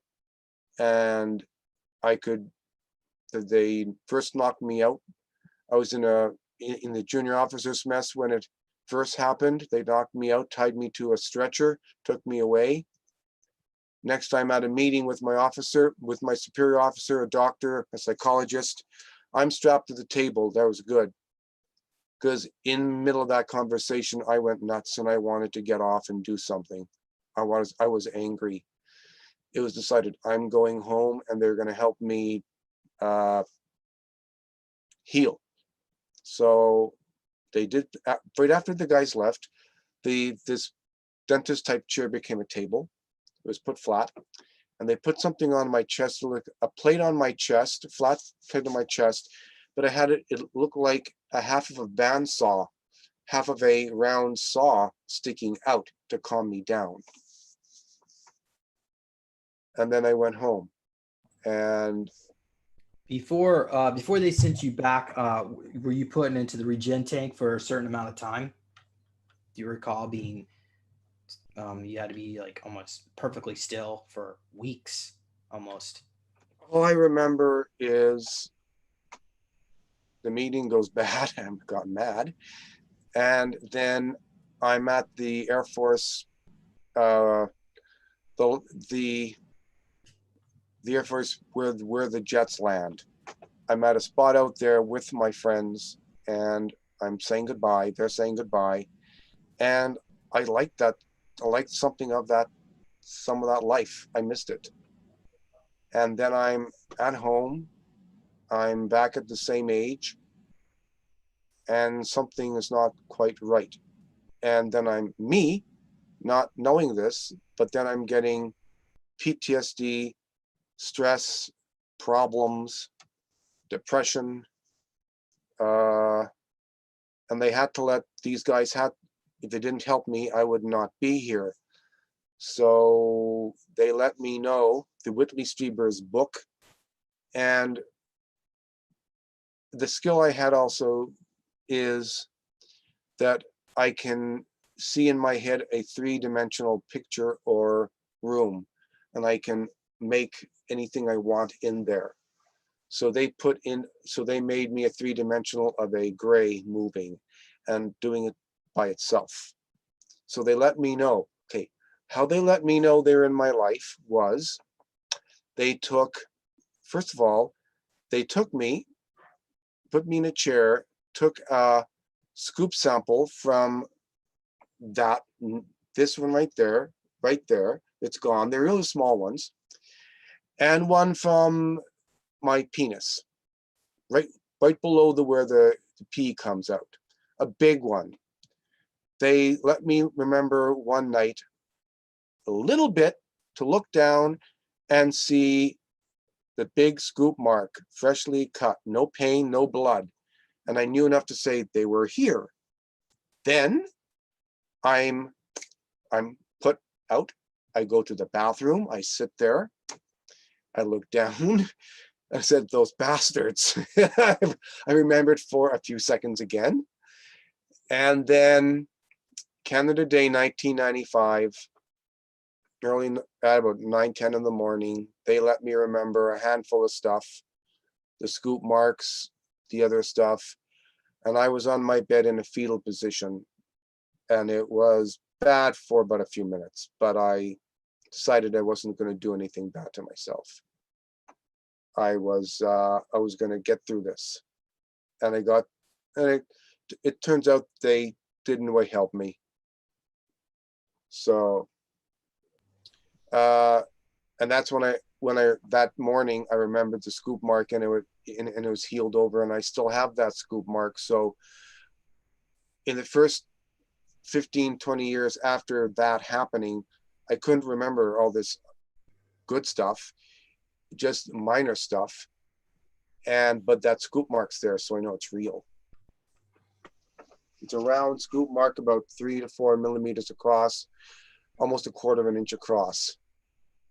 Yeah, I had one taken from my ear, and I don't really have a good picture of it. I didn't have a good camera at that time, but I tried to take a photo here. You can see this. This is obviously none of it got in focus. It's hard to take a photo. But yeah, that one hurt really bad. They also took a scoop mark right underneath my fingernail. Did they ever do that to you? Right there underneath. Luckily, no, but I did badger them years, 5-10 years ago. I was badgering them, give me something more, right? Show up, give me something more. So they did. I was at work in the middle of a busy plant making plastic bags, and I was talking to another coworker, and they stopped time for a few minutes. It was really neat. And I just felt something strange. My stomach felt strange. And I looked, and on my knuckle over here was 2 tiny scoop marks, freshly cut, slightly red. And I knew they were there. I knew they had come. So they did. And later on through the hypnosis, I got I don't know if I used hypnosis for that guy. I did it myself. Basically, it was a squarish head going back, but it was a ridge down the middle, roundish on top with 2 round hemispheres with the ridges and big black eyes. And he was just doing his job, no problem. He just took a few minutes and closed up time while I was talking to somebody. Yeah, I hear you. I have a ton of these photos. I don't really go over them anymore, but and then I would get this. Do you ever get marks like this, like that, Carl? A scratch mark? No, look inside my mouth, right Yeah, there. a black thing. Do you ever get these blood boils inside your mouth? I'm not sure. It's been better recently with my health. But one day I was driving home from work, and then I felt on the top of my mouth, it's as if somebody took a inch-long scrape give or take inch long scrape on the roof of my mouth, and it was bothering me. It didn't really hurt. That how the hell did that get there? I'm just driving along, suddenly it's ew. You get marks like this and little needle marks in your lip. The other needle mark, no. Oh God, the other one that I did get was a thumb mark on the inside of my legs. When they did the, I believe it, when they did the scoop mark on my genitals, they had to hold my legs closed down with a bit of force. So I had two thumb marks on the inside of my legs below my genital areas. So the rare mark, that was not a good job, that one there. But this photo? Yes. Yeah, it itched. So all I did is I woke up in the morning, my foot itched, and I rubbed it, and then I looked down, it was bleeding. It didn't really hurt. So Yeah. it's not a stigmata for anybody who's wondering. Usually the people who do stick near that, they're a bit more professional and have fairly good technology not to make you bleed. But not all the time, I guess. You get like little needle marks in your lip? Or I haven't.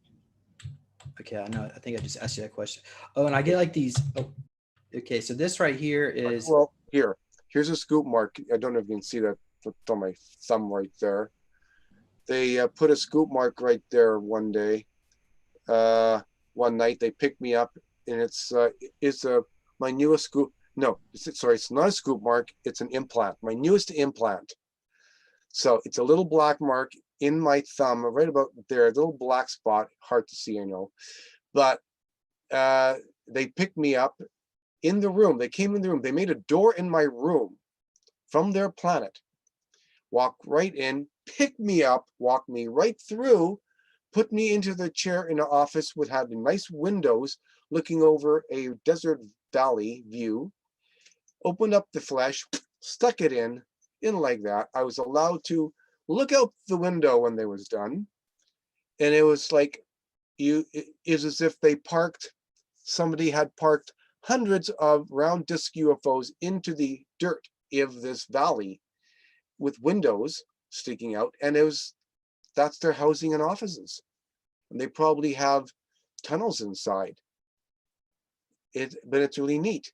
And to take you home, it's really easy. They just turn on their technology. The door opens up at wherever you want. You walk right through. No ship required. Okay. Well, thank you, Carl. So that's all I had for questions. Is audience members, anybody, if you have any questions, throw them out there. I'm just checking here. I don't really see. Okay. Well, Carl, is there anything else you wanted to mention? You feel it's relevant? I got most of it. There's a few minor thing. There's a few other minor memories, like 11 or 12. The military picked me up. 3 soldiers gave me to 2 guys in a lab. They strapped me. They locked me into a metal dentist chair.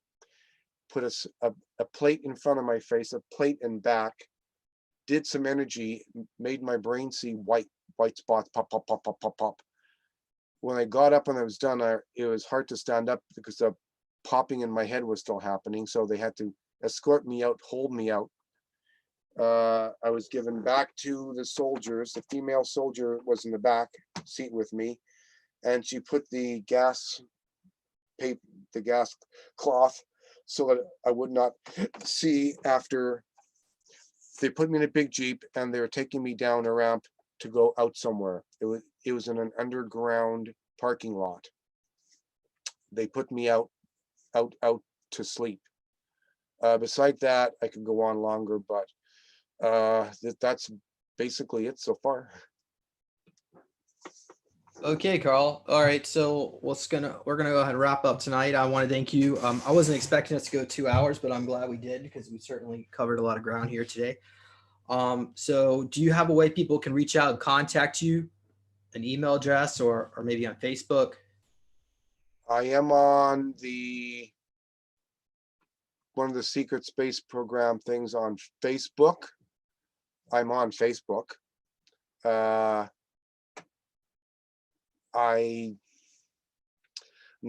open, but I'm not the most open there. So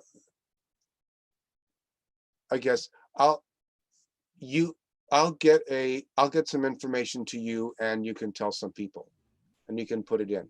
So like I'll put a link to your Facebook. Yeah. Okay. Yeah. All right. And a question from the audience. Tara would like to know, why did the military choose you? Or did you already explain?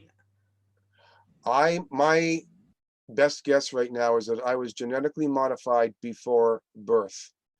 They were following families. My daddy was big, healthy, and strong. He was in the Air Force as a airplane mechanic, but he also worked on the DO line.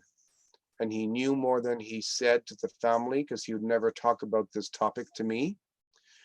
But he did say that he knew about something about the TR-3B spacecraft only once in his life before he died to one of my brother-in-laws. So Dad was involved. He would never talk about this. And my guess is they added things or altered, and they just checked out which of the kids could go all the way in the program. Thank you, Tara. That was a really good question. And so, Karl, what about you in your own civilian life? Are you an aircraft mechanic or pilot or any? Would you be one of the common? I studied electronics tech as an electronics technologist. I never got into that field. It's a longer story, but I did end up always getting a job, more of the physical labor, thinking on your feet. I'm good at making things, doing art, stuff like this. I have decent science background. Too bad I didn't get into the electronic side of it, but I understand it. Okay, and now I'm 57, and hopefully we can get through the coronas, and we can get through and have a nice retirement. I don't think I'll retire too much, but I want to keep doing things. I want to keep making things and doing things and camping. I like the outdoors. So would you want to go back into Space Force but not be a slave this time? I would love it if I got another chance to fly. And I have sort of got a download picture that I get when I think of this. There's a table, I'm sitting in front of a table there's a manuscript there, there's a tall gray and an officer there. And I have to sign my life away to get the full information. And I guess I might be doing this, but knowing what I remember, that they don't quite tell you everything beforehand, it's not so fast to go, let's jump in. So I'm doing this. I write down what I remember. And I guess I should do a book, but it may take a while. Yeah, I think you should probably maybe try to figure out who you work for, the organizations, before you get to that point. But, yeah, that's a good idea. Yeah. So hopefully they'll let me know. And certainly, as far as getting consent is concerned, I think it might have been Tony Rodriguez who said this. I'm not sure if I apologize if I'm wrong, but one of the things they do is they pick you up when you're very young, to the point at maybe 3 years old, where you could really barely consider you have the cognitive ability to consent. And you would be picked up by ETs, and then they would show you symbols and holographic symbols that are floating around in front of you. And of course, little children are going to be curious. And as soon as you start showing that interest, that curiosity, that's considered enough consent to bring you into it. So, well, I know from my consent, they brought me in without choice, did the testing, the implants, all that.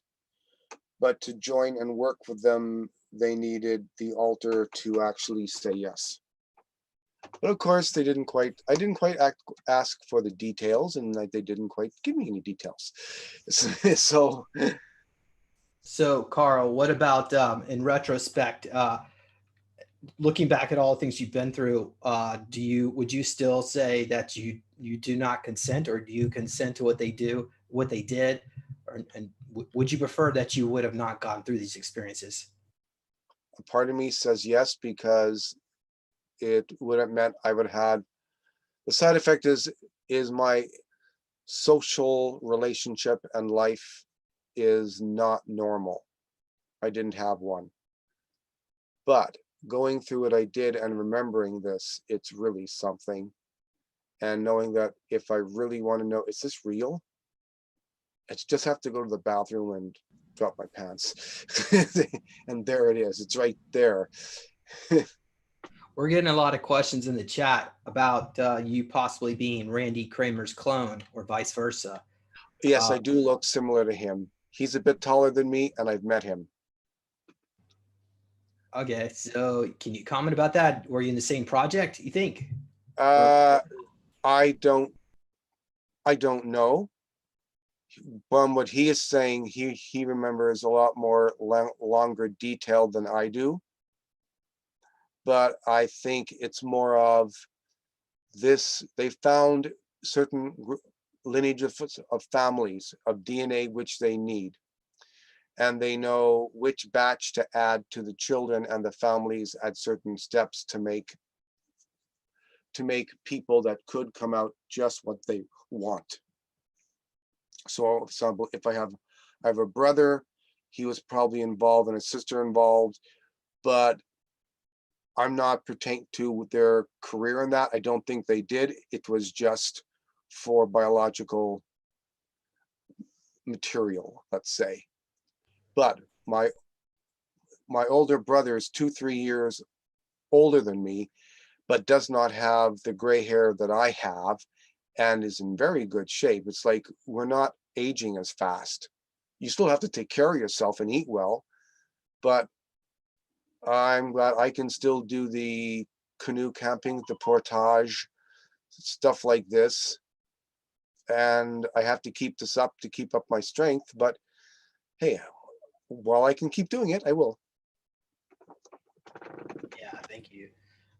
So someone here was commenting, how did you get your memories back? And I think, Karl, you did actually mention that you've always had some bleed throughs, and it wasn't until you had some regressions that really the memory started coming back. I'm assuming that's the timeline for you. The memories, I would have they would take me, they would do something. They would put a fake memory as in a dream. They'd give me a weird dream, but I remember this dream 20 to 40 years after the fact. That's not a dream.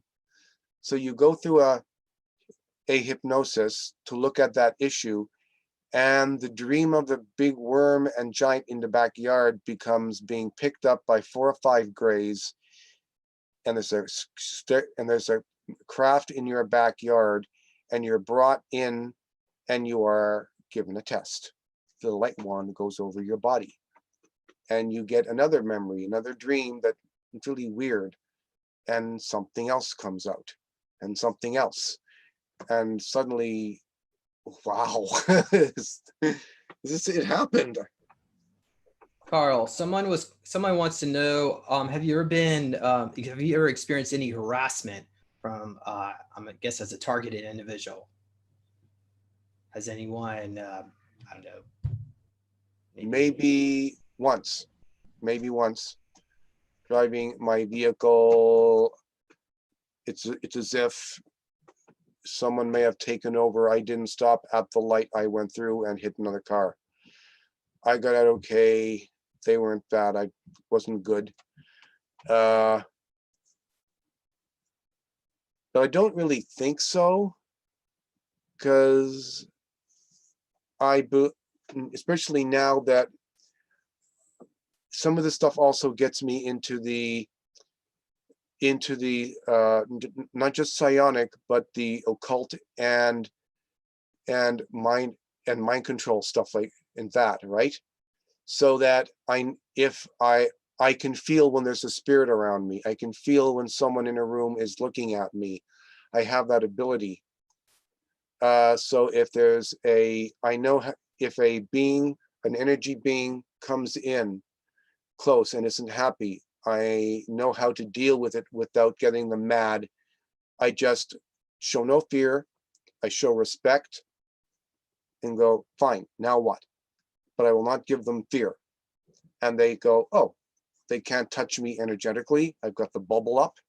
That's it. There's nothing they can do. And I give them respect for who they are. And that's seemed to work pretty good so far.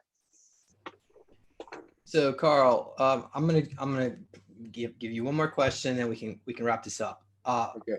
As far as like the end game is concerned, what do you foresee happening with the SSP and people, experiencers such as you? Do you see maybe a class action lawsuit, or what would you like to see as a resolution for what happened to you? That's hard. One part of me is very angry. One part of me is very, very angry. The kid's angry. The other side likes like, wow, this happened. But this kid is very fucking angry. So I have to be careful. I don't know, but the truth has to come out. I don't know how you do a court case. Boy, I'd have to think about that. Okay, but part of me says I'd like to. I'm not going to say. Other part says no. Let's take this out and get the information out, and we can use the technology for the betterment of people on the planet. But when they find out what happened, what's happening to their kids, okay, that won't be so nice. So I don't know. Understood. All right.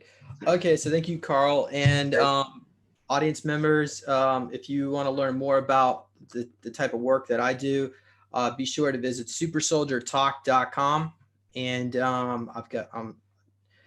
I do have some transcripts, not of this. I probably won't get transcripts of this one, but you can also get my book. There's a link to it on Super Soldier Talk, but also go to neologicaltech.com. I do have the, I think on the website Super Soldier Talk is just a PDF, but on neologicaltech.com, you can get my book, and also consider getting one of these meditation cubes to support the work that I do, because getting video equipment is very expensive. But anyway, so once again, thank you, audience members. Be sure to subscribe to the channel and check out Karl on Facebook. Not everybody wants, though. And if you need to send me an email, you could do so at supersoldiertalk@gmail.com, but please keep it appropriate. Don't ask me to quote your thesis or any kind of papers you're working on. If you want to be on my show, you can send me an email. That's what I should have said. So once again, everybody have a good night, and thank you, Karl. You have a good night. Thank you. Thank you. Bye-bye, everyone. Bye-bye.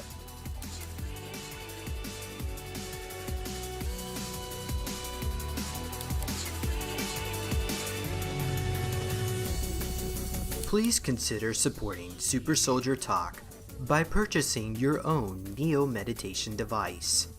Your Neo Meditation device will help you reduce stress, integrate trauma, enhance intuition, enhance clairvoyance, and enhance creativity.